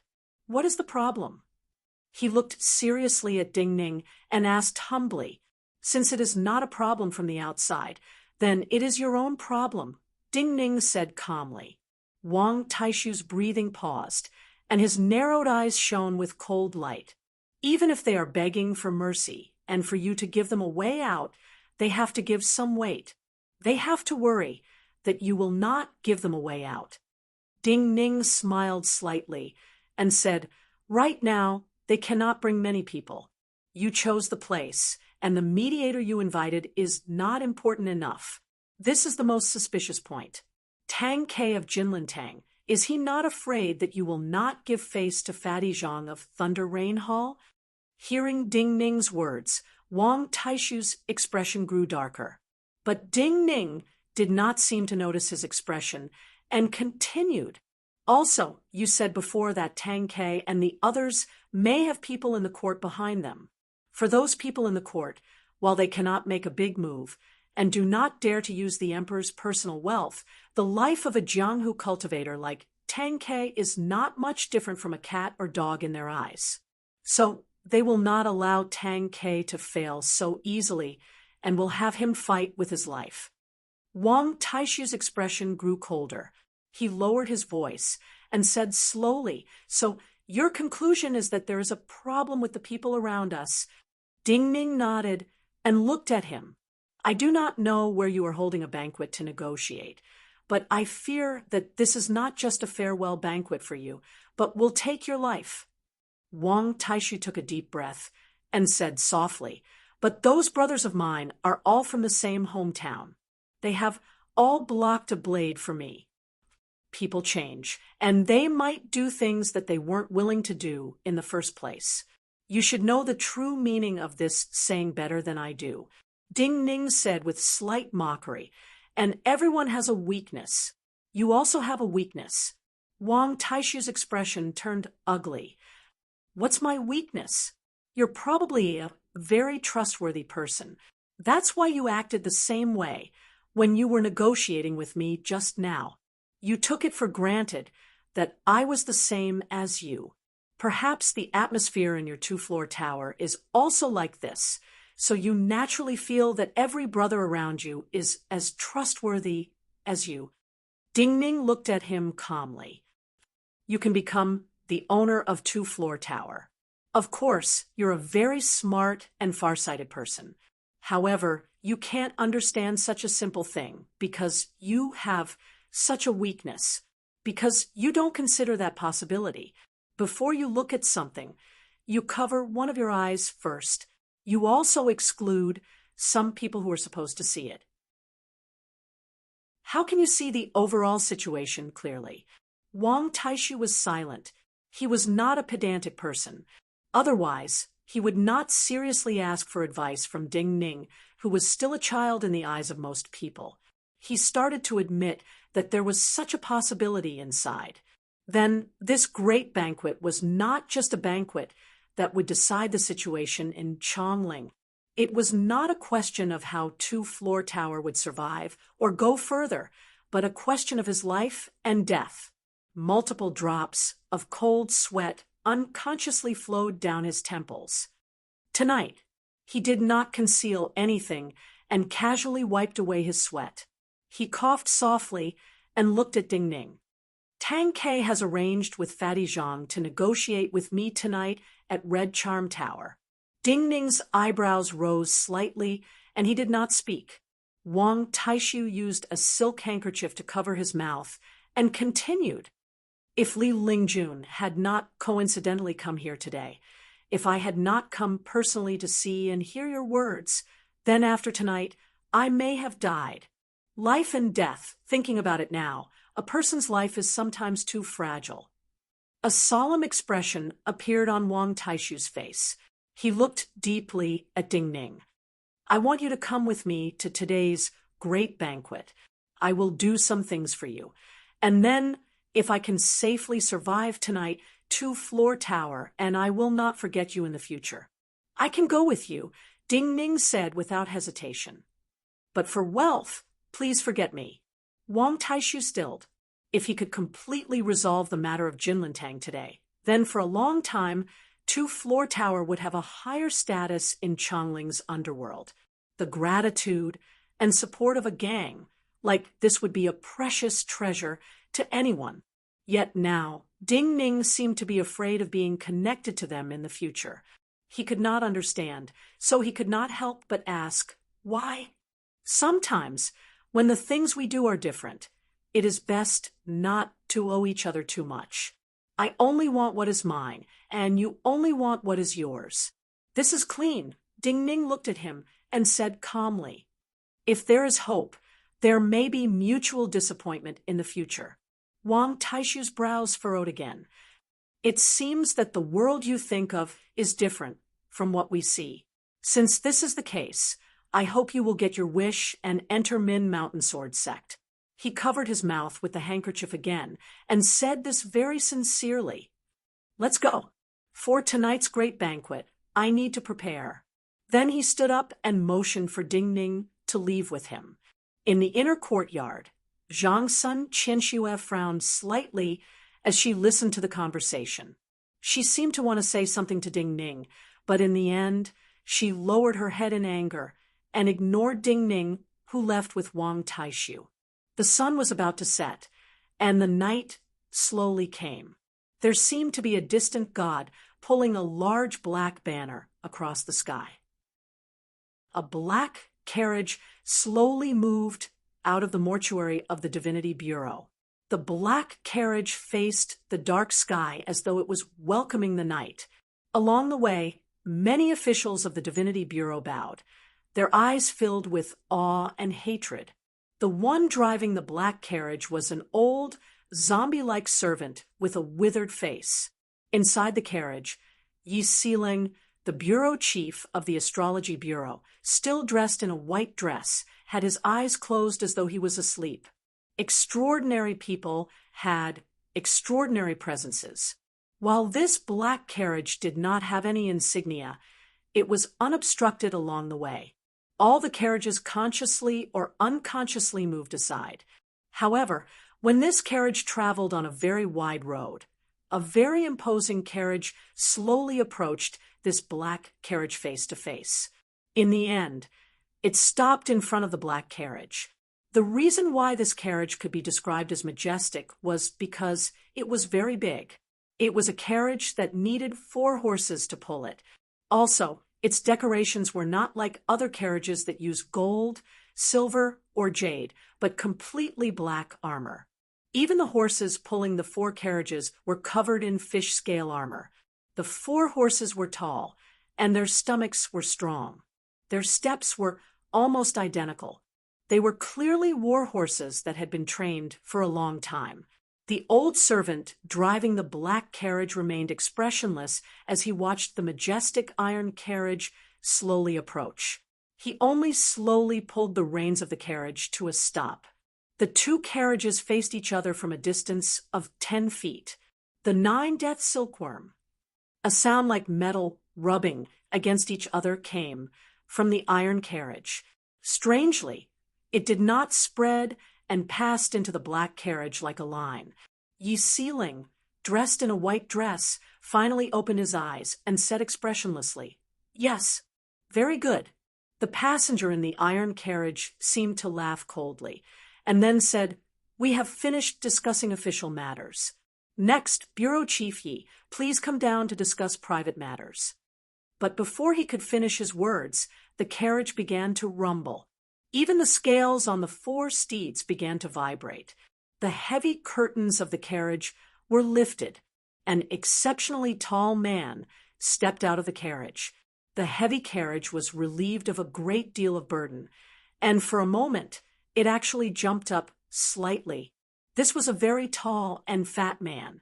His figure was about the size of 3 tall and strong men squeezed together.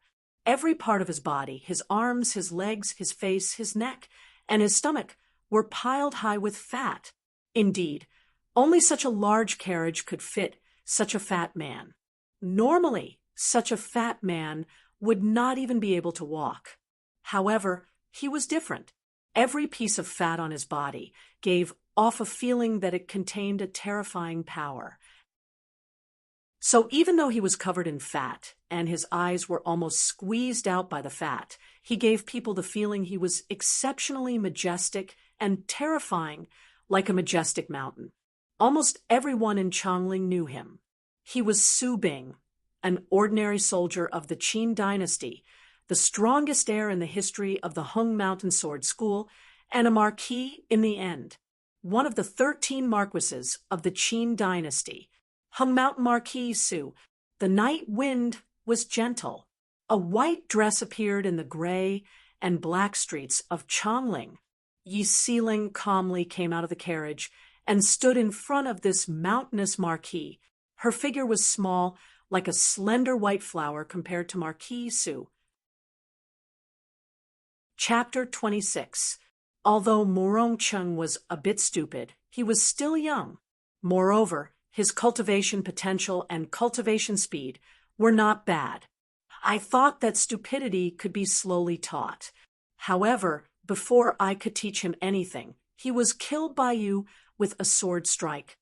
Marquis Su was like a mountain of flesh, giving off a domineering presence.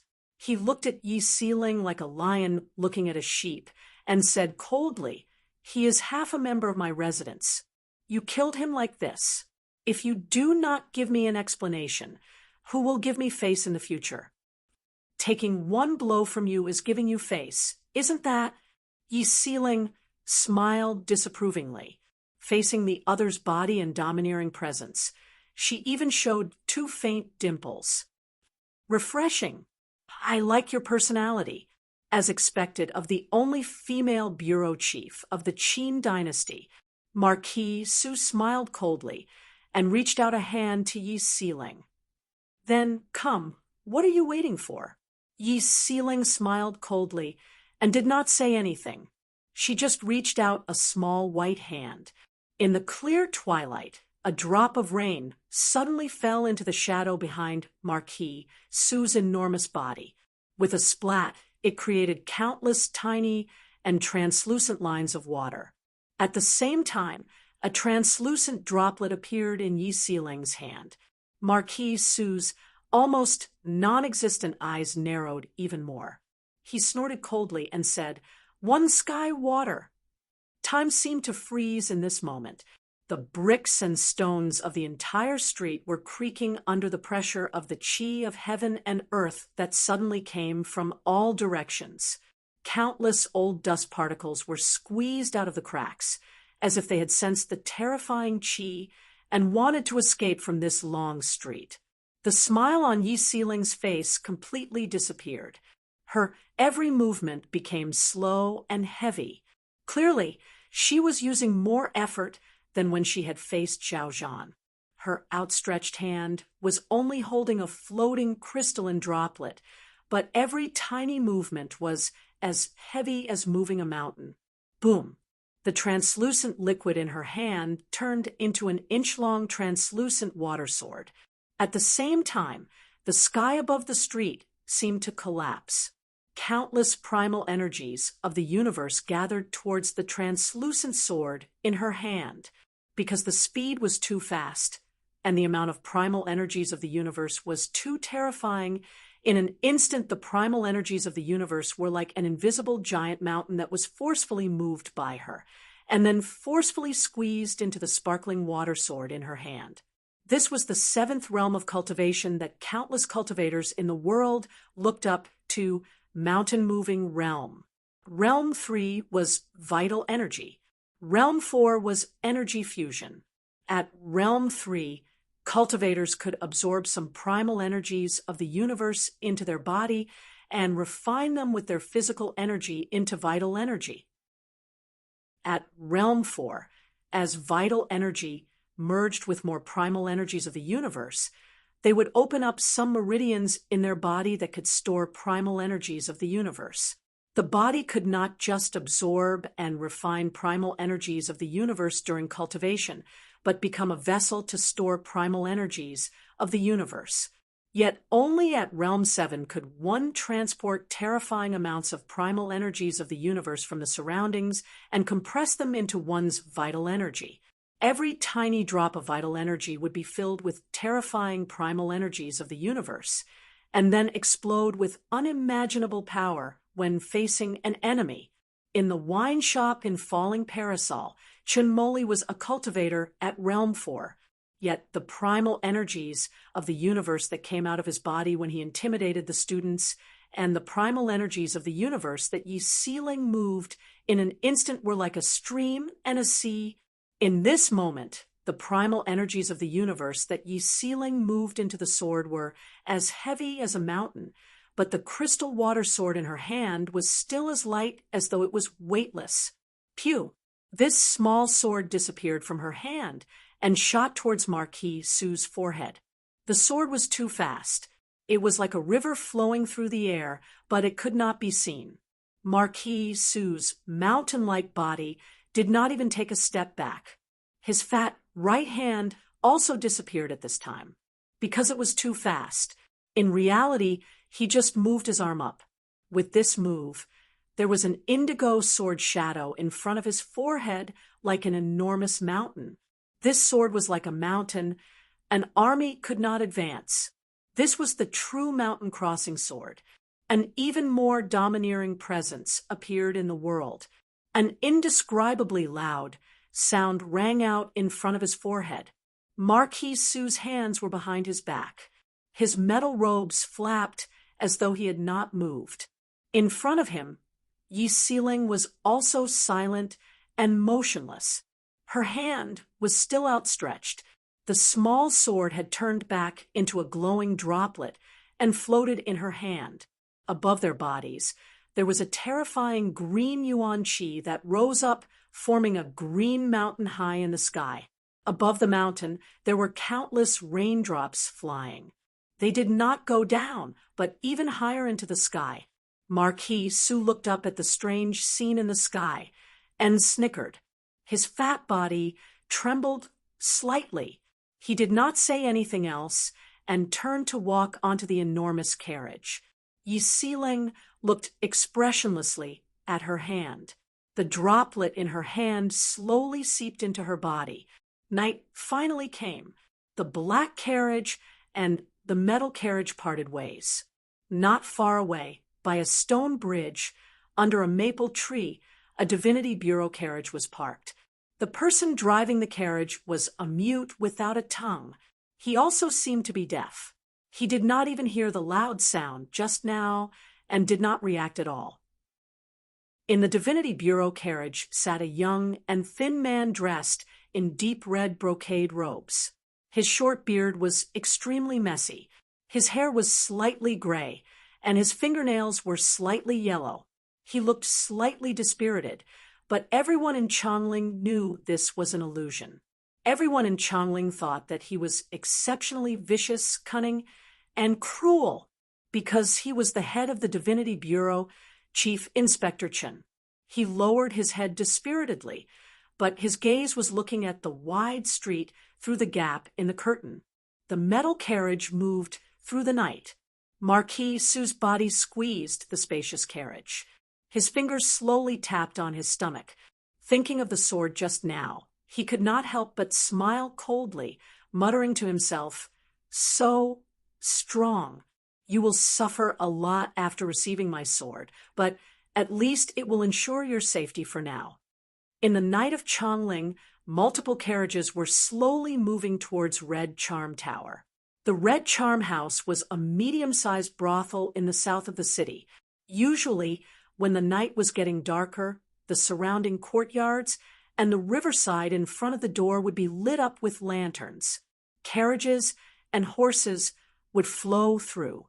The surrounding streets and alleys sold some snacks, flowers, and songs. There were quite a lot of people doing small businesses and asking for tips. It was very lively, but today, Red Charm Tower had booked the entire place. The surrounding miles were exceptionally quiet, so quiet that people felt slightly suppressed.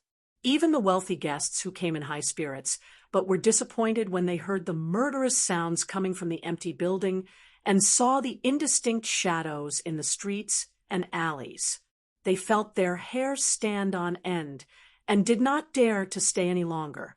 Ding Ning and Wang Taishu got off the carriage and walked towards the nearby Red Charm Tower like they were taking a stroll. More than a dozen people got off the 5 or 6 carriages behind them and followed them. The lanterns around Red Charm Tower were still lit. It was possible to see at least 100 people standing silently in the shadows around Red Charm Tower, their bodies more or less reflecting the light of weapons. Wang Taishu frowned slightly as he walked. He had changed into a crimson brocade robe, which caused his complexion to look rosier. A thin old man dressed in linen robes with snow-white hair and rosy complexion came out of the second carriage alone and walked to Wang Taishu's side. The 3 of them, one old and one young, crossed the threshold of the Red Charm brothel just like that. On the east side of the second floor was an extremely large and elegant room. At this time, all the unnecessary decorations in this room had been cleared. There were only many short tables and more than a dozen people sitting on the ground. When Wang Taishu pushed open the door and half of his face appeared behind the slightly ajar door, the quiet room was deathly silent. Wang Taishu smiled slightly, his lips moving slightly as he sent his voice into Ding Ning's ears. The fattest one is naturally Fatty Zhang of Thunderstorm Tang. The thin man with short hair next to him with an ugly expression is the only remaining Tang Ke of Jinlin Tang. The pale-faced scholar next to Fatty Zhang is his adopted son, Zhong Xiao. He should be the strongest cultivator of Thunderstorm Tang. As to the one-eyed man next to Tang Ke, he is Tang Mengchen. He is one of the few people that Jinlin Tang can bring out. After saying this, Ding Ning and the white-haired old man in linen robes followed Wang Taishu into this room and came to the table.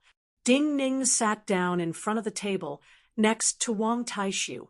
He examined the people Wang Taishu spoke of. Fatty Zhang from the Thunder Rain Hall had a nose that pointed up to the sky. At first glance, people would see 2 large nostrils. Thus, no matter how good the rest of his facial features were, it was still very unappetizing. Also, in order to show his generosity, this gangster of Chongling wore his black brocade robes open to the chest in this kind of weather. It was a pity that his clothes seemed to be a little too warm, and he seemed to sweat a little too easily. Therefore, his forehead and chest were sweating from time to time, and were filled with grease.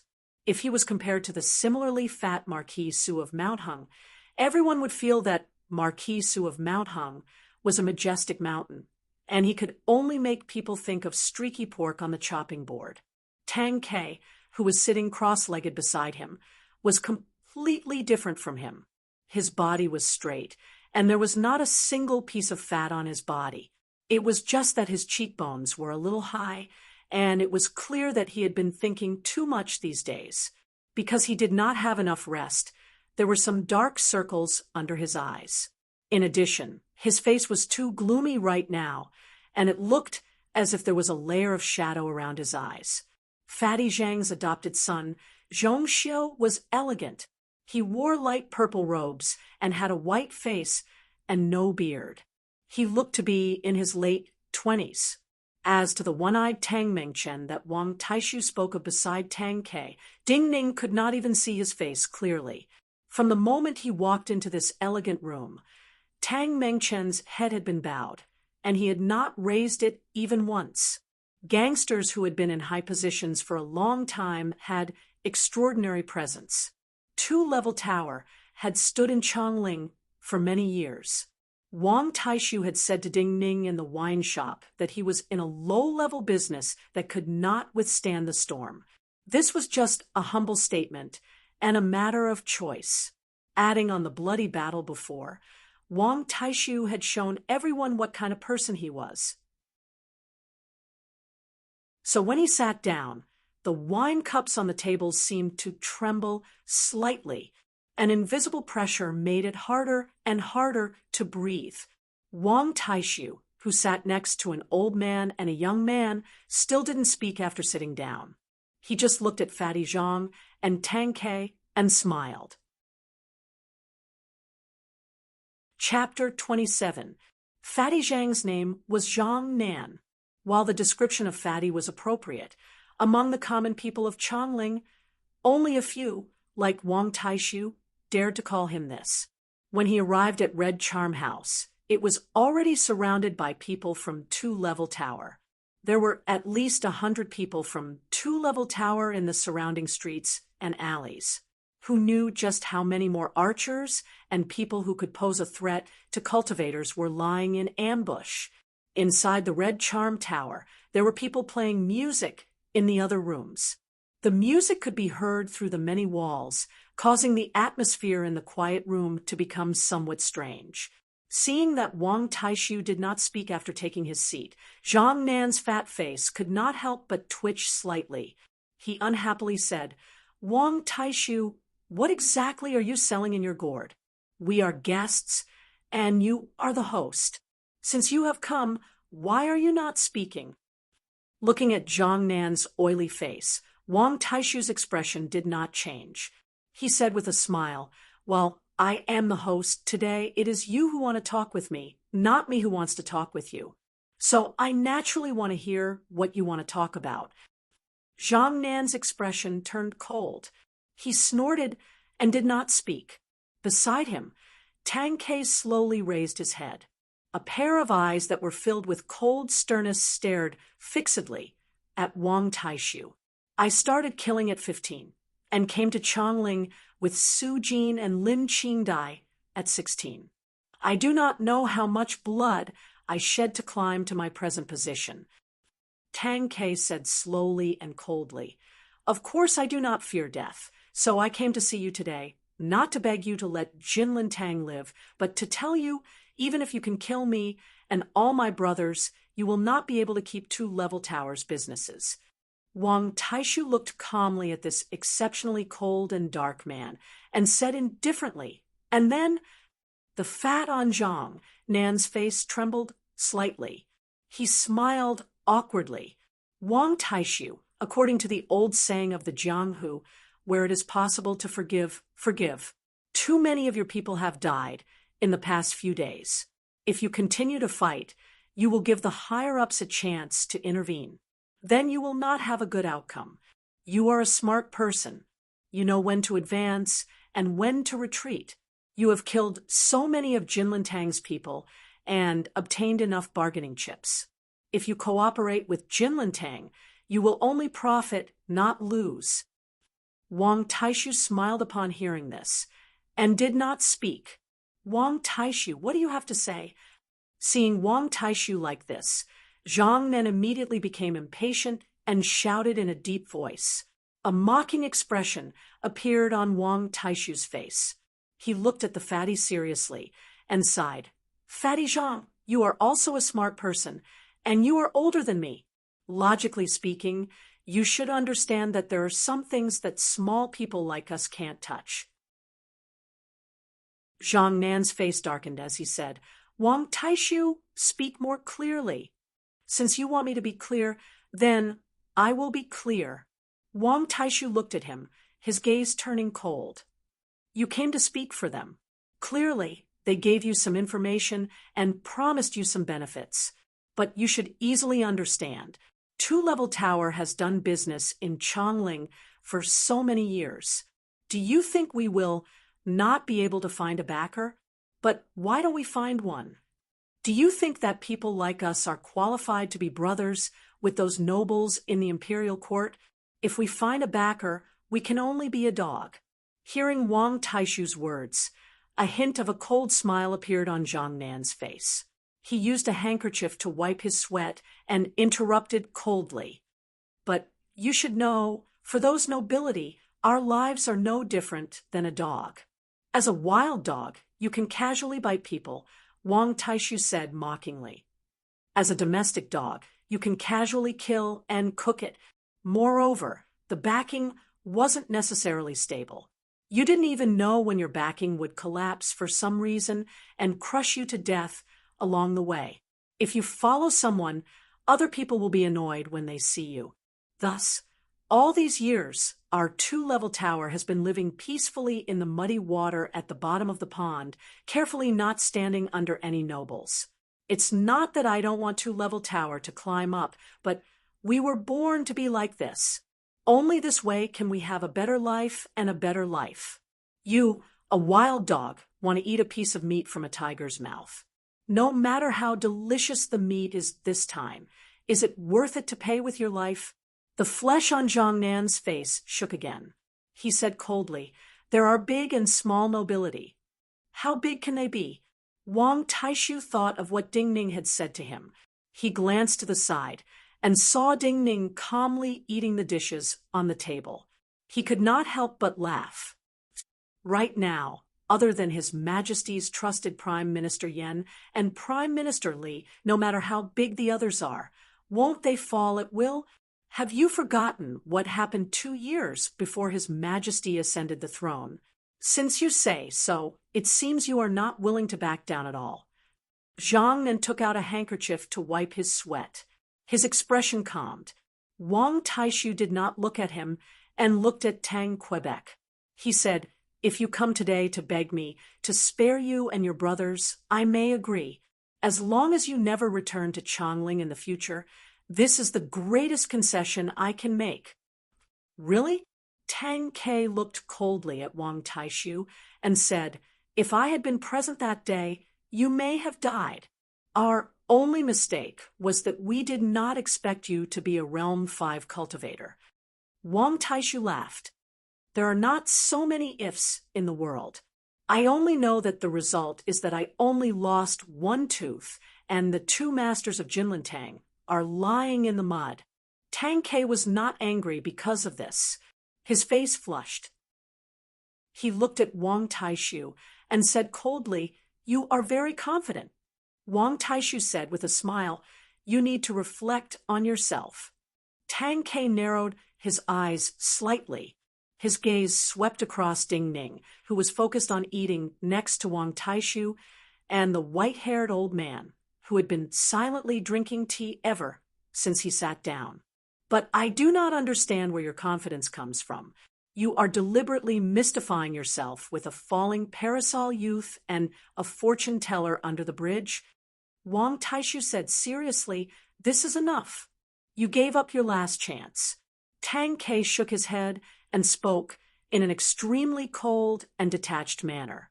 Then the wine cup in his hand fell down.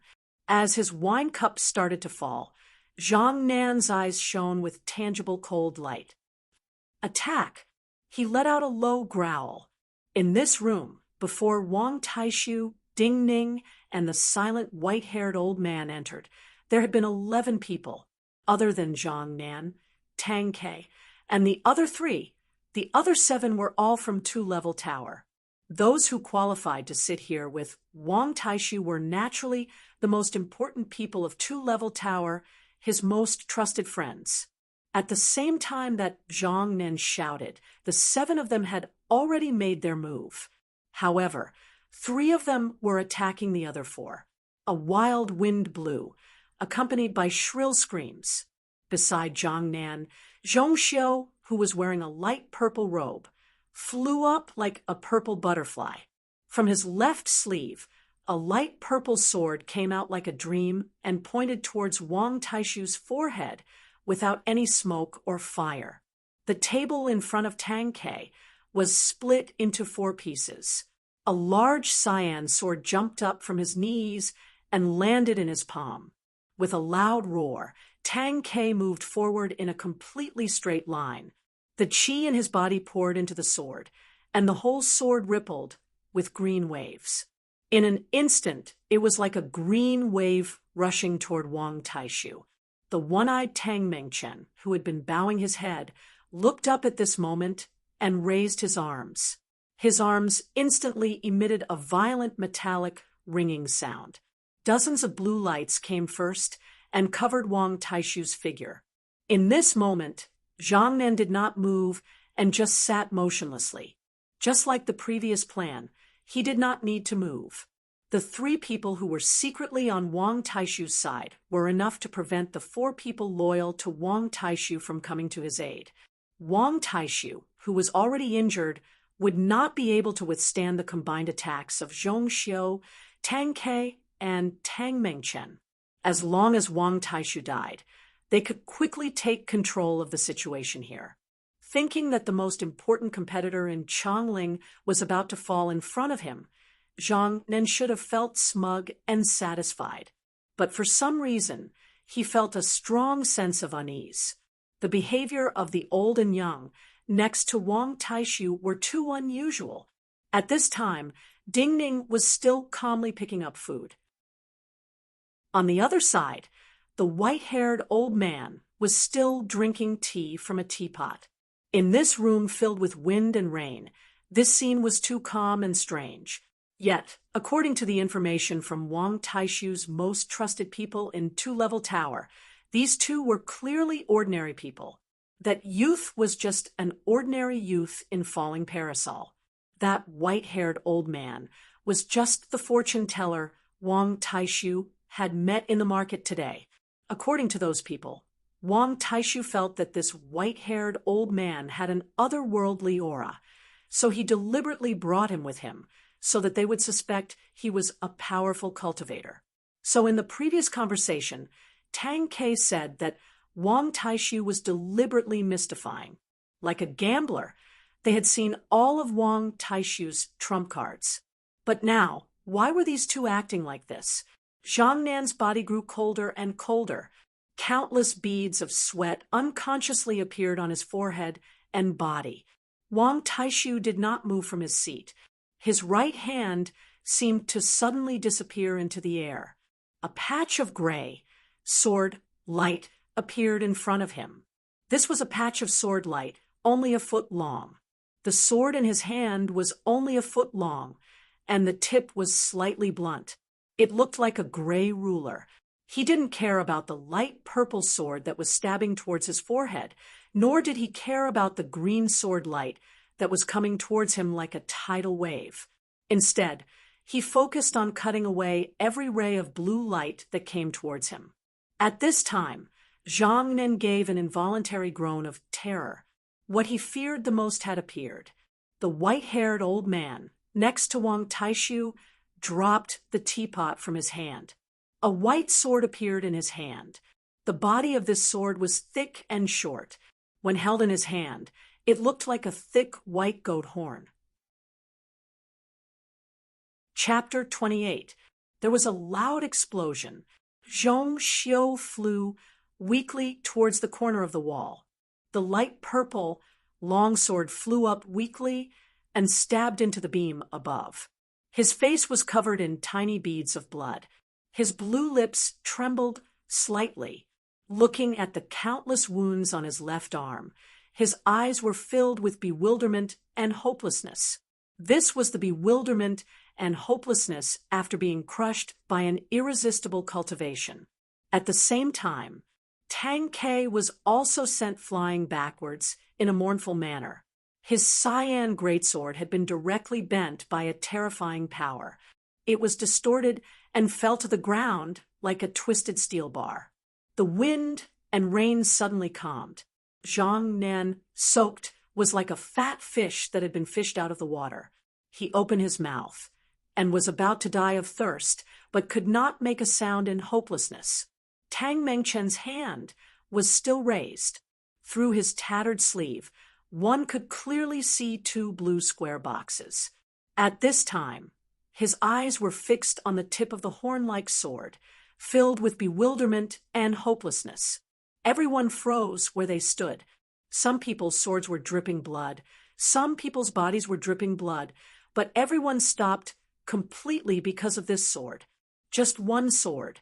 The sword came down from above, smashing away the butterflies and shattering the enormous waves. Countless footsteps sounded in the corridor and flooded towards this secluded room. Like a house being torn down, countless holes appeared on the doors, windows, and walls of this secluded room. Looking at the cold figures crowded outside the hole and the layers of cold light flashing across the eaves outside the window, Zhang Nan, who was like a thirsty fat fish, finally cried out, "How is this possible? You clearly said that you do not want to have anything to do with nobility. How can you have a great cultivator of White Goat Cave by your side? How can you invite a cultivator like this?" Zhang Nan's cries represented the thoughts of most people in this room. The tip of the horn-like sword was disappearing as though it was melting. The entire sword was slowly and strangely melting in the white-haired old man's hand, as though it was being retracted back into his body. This represented the sixth realm of cultivators, Life Source Realm. The first stage was mystic enlightening, the second stage was chi refining, the third stage was true essence, the fourth stage was essence fusion, the fifth stage was spiritual sense, the sixth stage was natal, the seventh stage was mountain moving, the eighth stage was heaven opening, and the ninth stage was longevity. When one cultivated to realm 5, spirit thought realm, the vital energy and primal energies of the universe would cause a change in the cultivator's body. It would greatly increase the cultivator's mental power. At this realm, one could use mental power to control vital energy and store it on special items like flying swords and seals. Wherever the thought came, the flying swords and talismans would follow. This naturally meant that the speed and strength of a fourth realm cultivator was completely different from that of a fourth realm cultivator. There were also countless unimaginably flexible and versatile ways to deal with the enemy, making them unpredictable and unpredictable. When one reached the sixth realm of cultivation, the natal realm, compared to the fifth realm, the vital essence could be divided into yin and yang and the 5 elements. Cultivators could then choose the most suitable treasures to cultivate their natal items. For Zhang Nan and the others, while they knew that there were many cultivators above Realm 6 in Chongling with their status, they had never seen a cultivator above Realm 6 and had never seen the power of a life bond item. Realm 5 cultivators could be seen frequently if they wanted to, but Realm 6 cultivators could not be seen even if they wanted to.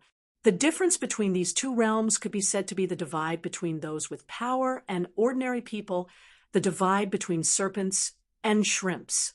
This was what Zhang Nan could not understand and felt the most hopeless about. Weren't cultivators who could reach Realm 6 and cultivate their life bond all important officials in the court, or were they elders or sect masters of various cultivation sects? Such a person would even attract the attention of the 2 prime ministers in the imperial court. How could he personally make a move for Wang Taishu? How was this possible? No one paid attention to his shouts. The white-haired old man, who had decided the situation here once he showed his cultivation, did not seem to hear Zhang Nan's cries. Wang Taishu did not pay attention to Zhang Nan's cries. He turned around and looked without any pride at the three people behind him, who were growing paler.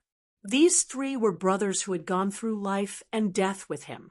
But just now, these three were working with the enemy to kill him. In the ambush just now, the three of them had already seriously injured the two people beside them. So at this moment, one person's snowy white sword was still dripping blood. Why? Wang Taishu's gaze landed on this person's blood-dripping sword. Li Shueching, back then, I bought you from the slave traders with my own hands. I even managed to get your snowflower sword for you. Why do you want to kill me? Tell me why. Tell me the true reason. Seeing this young cultivator remain silent, Wang Taishu said calmly and seriously, even if it is to satisfy my curiosity, if you tell me the true reason, I can promise to treat your family well. I can even tell them that you died to protect me. Hearing Wang Taishu's words, the young cultivator with the snowy white sword smiled bitterly and said, "But a girl from another building fell into their hands, so I did something to betray Big Brother." Saying this, he knelt on the ground, facing Wang Taishu. With a soft hiss, the sword in his hand turned upside down as he knelt. The tip of the sword came out of his back, and blood covered his entire back. "Thank you." A bearded, middle-aged man sighed. He first bowed to Wang Taishu and thanked him sincerely. Then he said, "I want to kill you because I did something to the brothers in the sect in the past. A few years ago, Brother Lu's wife was raped and killed. That was a great mistake I made when I was drunk. But this old debt was somehow dug out by them. I was muddled and made an even greater mistake." Saying this, the bearded middle-aged man used his hand to poke at his heart meridian. His entire hand entered his chest, and he fell back with a face full of guilt. There was another white-faced man about the same age as Wang Taishu. Looking at the blood on the ground, he sighed softly and said, "I felt that it was better for me to be the master of Two-Level Tower. Also, I did not have confidence in you. But now, I know that I underestimated you." After saying that, he bowed deeply to Wang Taishu and stabbed the long sword in his hand into his own body. The Jianghu naturally had its own rules. Knowing that there was no way to escape, Tang Ke and Tang Mengchen exchanged a look and each cut their own necks. This was an even more tragic way to die. Scarlet blood, with body temperature, spurted out wildly in the air. The flying blood even dyed half of Zhang Nan's body red. "You do not have to die." But Wang Taishu looked at him and said this. The fat all over Zhang Nan's body began to tremble like waves. He looked at Wang Taishu in disbelief, afraid that Wang Taishu was purposely igniting a little bit of hope and then mercilessly extinguishing it, making him suffer even more before he died. "Enough people have died tonight. I don't want my brothers outside to have to fight another bloody battle with your men, who are lying in ambush outside." Wang Taishu seemed to be tired. He closed his eyes and was silent for a few breaths. Then he said, "But since Zhong Xiu attacked me just now, then he must die. As for Thunder Rainhall's business in the South City, if he cannot cover it, then Two-Level Tower will cover it. We will only take 20% of your business. From now on, you can be considered as a grasshopper on the same rope as us. I hope that you will remember what I said today and my position." Hearing this, Zhang Nan finally stopped trembling, and his eyes finally showed some life. Zhong Xiu, who had fallen into the corner of the wall like a butterfly with its wings broken, let out an unwilling and shrill cry. His back slammed heavily into the wall behind him, and in an instant his entire body shot backwards along with countless broken bricks and wood. Wang Taishu did not even frown. He did not even look at Zhong Xiu, who had charged out. In the thick night, there were sharp sounds of breaking air. followed by the sounds of metal entering flesh and heavy objects falling to the ground. He waved his hand at Zhang Nan, who was almost paralyzed on the ground, and said in an even lower voice, "You can go out now. Tell everyone you know that you are still alive. Take them away, and remember what you have to do next. I only know it is an important person in the military, but I do not know who it is," Zhang Nan said hoarsely as he charged out the door. Fatty Zhang, who had originally wanted to take a few percent of Two Level Tower's business, lost 20% instead. He lost a powerful cultivator guard, Fatty Zhang, a powerful figure of the Jianghu who could shake many streets with a stomp of his foot, almost rolled down the stairs several times when he went downstairs. Rather than saying he was frightened by the blood on the ground, it was the white-haired old man's dominating life-bond sword attack. "Mr. Du, thank you for your kindness." Behind him, Wang Taishu, who had risen to another level and would have an extraordinary status in the streets of Chongling in the future, bowed deeply to the motionless, white-haired old man. "The person you chose is not bad. If this was any other time, maybe I would have let him in." The white-haired old man responded coolly. He glanced at Ding Ning, stood up and left. "I survived." Wang Taishu watched the old man leave, and then turned to look seriously at Ding Ning. He said softly with emotion, "So starting today, you are a student of White Goat Cave." Ding Ning shook his head and said softly as if to himself, "It's that simple." Was this simple? If White Goat Cave had not angered the Empress family and been forced to merge into the Green Vine Sword Academy, if this Mr. Du had not received the Holy One's permission to retire and return to his hometown, if cultivators did not want to live as comfortably as possible for the rest of their lives, if they did not need to care about the thoughts of some people in court, how could one of the top people of White Goat Cave help him resolve a problem like this? This was a complicated matter that he had paid a great price for. But Wang Taishu did not understand what Ding Ning was thinking. Also, the blood on the ground had exhausted him. So he smiled tiredly and did not explain. He thought, sometimes living was very tiring. Chapter 29. A carriage from Two Level Tower carried Ding Ning into Falling Parasol and stopped under the blue wine banner without any words. The driver was a gray-robed swordsman. While he did not understand what contribution Ding Ning had made to tonight's battle, he was extremely respectful of Ding Ning, since this wine shop youth was able to follow Wang Taishu. Ding Ning thanked this gray-robed swordsman called Zhou Sanxing before pushing open the doors of the wine shop and walking in. There was no fire inside. After the door was closed, Zhang Sun Qianshue's footsteps sounded. She seemed to have just taken a shower. Her hair was wet and coiled on top of her head, and she gave off a faint fragrance. In the darkness, even though he could not see clearly, she was still extremely beautiful. But her voice was still too cold. "You are in too much of a hurry."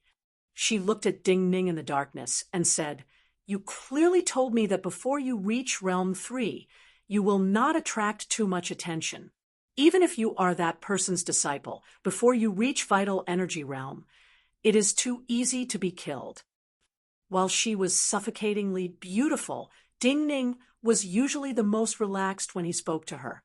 But at this moment, Ding Ning sank into silence as though he was swallowed by the darkness. After a few breaths, he asked, "Are you worried about my safety, or are you worried about your own cultivation? You really have a problem. In the past, you would never ask such meaningless questions." Zhang Sun Qianshue's voice grew colder. "You should know that there is no difference between the two." Ding Ning was silent for a moment and said, "I am in a hurry, but in our plan, there was no accident like Li Lingjun appearing here and asking to marry you. With Li Lingjun's abilities, if nothing happened to the Chu dynasty, he would not be in such a hurry. White Goat Cave was a cultivation place that had existed for a long time in the Qin dynasty. All cultivation places were the foundation of the Qin dynasty. Even if it angered the empress, if there were no accidents, the emperor and the two prime ministers would not allow the empress power to merge a cultivation place like this into the Green Vine Sword Academy, because a merger like this is no different than making a cultivation sect disappear. Also, the military nobility are in such a hurry to interfere in the struggles of the marketplace. The lonely mountain sword horde is about to appear. Many places have changed greatly. It seems that after a storm, everyone in Chongling has suddenly become very anxious. After a pause, Ding Ning said coldly, "I must obtain the identity of a cultivator as soon as possible. You heard what Wang Taishu said to me today. You should know that being able to easily enter White Goat Cave and then Green Vine Academy is a chance we may not get even if we wait for many years. I cannot miss it. I do not care what reason you have." "You were restless after killing Song Shenshu in Fish Market," Zhang Sun Qianxue said unceremoniously. "I only know that with your low cultivation, it is too easy for you to die if you come into contact with so many cultivators and nobility so early." Thinking of the things he had to bear, looking at this woman who was prouder and colder than most people in Chongling, but also more affectionate than most people, thinking that her life and death were closely connected to him, the coldness in Ding Ning's eyes disappeared. His eyes flashed in the darkness. "I will be more careful than in the past." He looked into Zhang Sun Qianxue's eyes and promised seriously, "Before you reach Realm 8, I will treasure my life more carefully." Sensing the unusual meaning in Ding Ning's sincere words, Zhang Sun Qianxue frowned slightly, but she did not say anything and turned to walk back to the inner courtyard. When she reached the door to the bedroom, she seemed to think of something and asked, "You," and Wang Taishu said that you must enter Min Mountain Sword Sect to obtain the heaven replenishing divine art. Is that true? Almost true.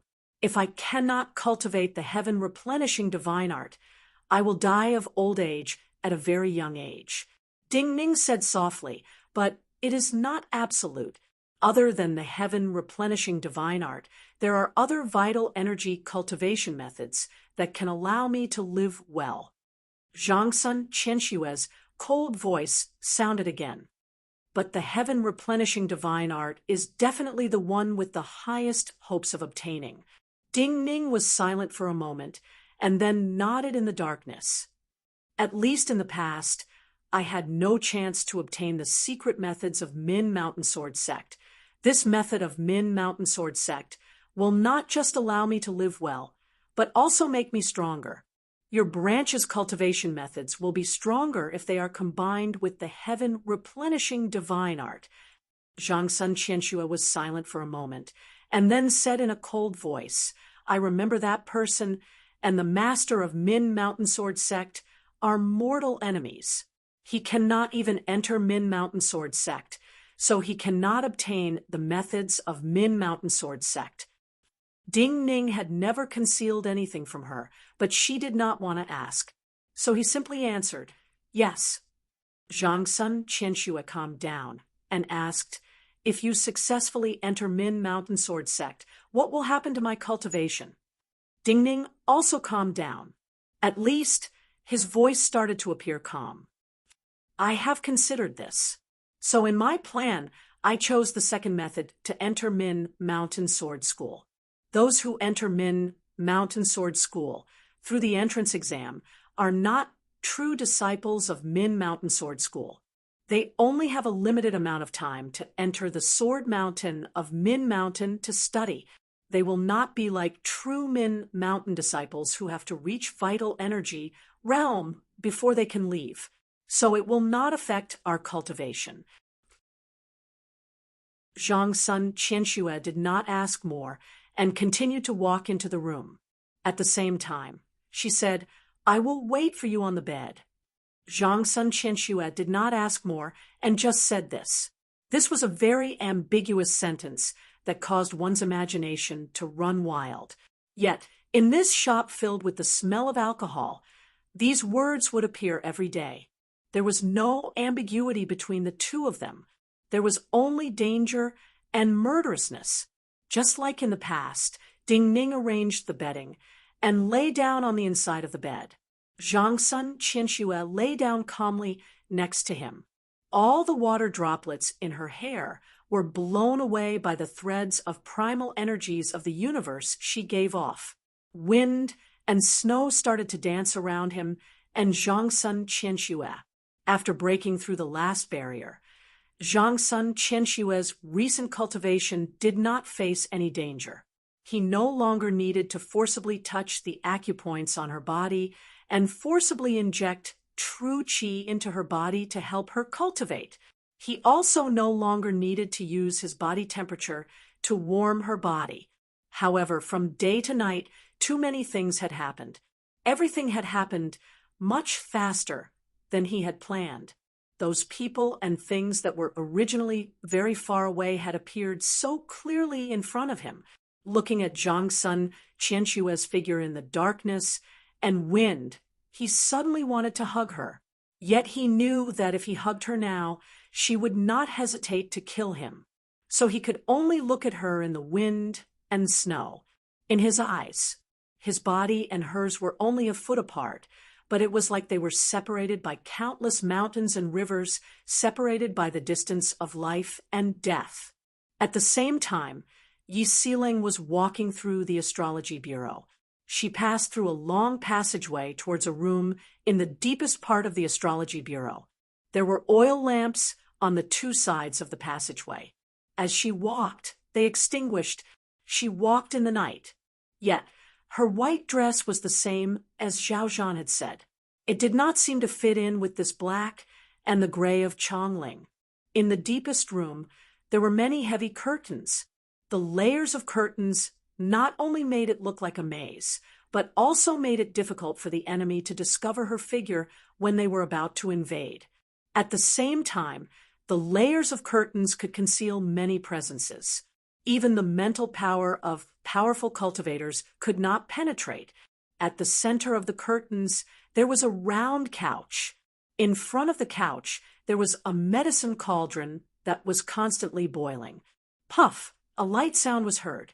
Yi Xileng sprayed a mouthful of blood without warning, dyeing her white dress and the ground in front of her red.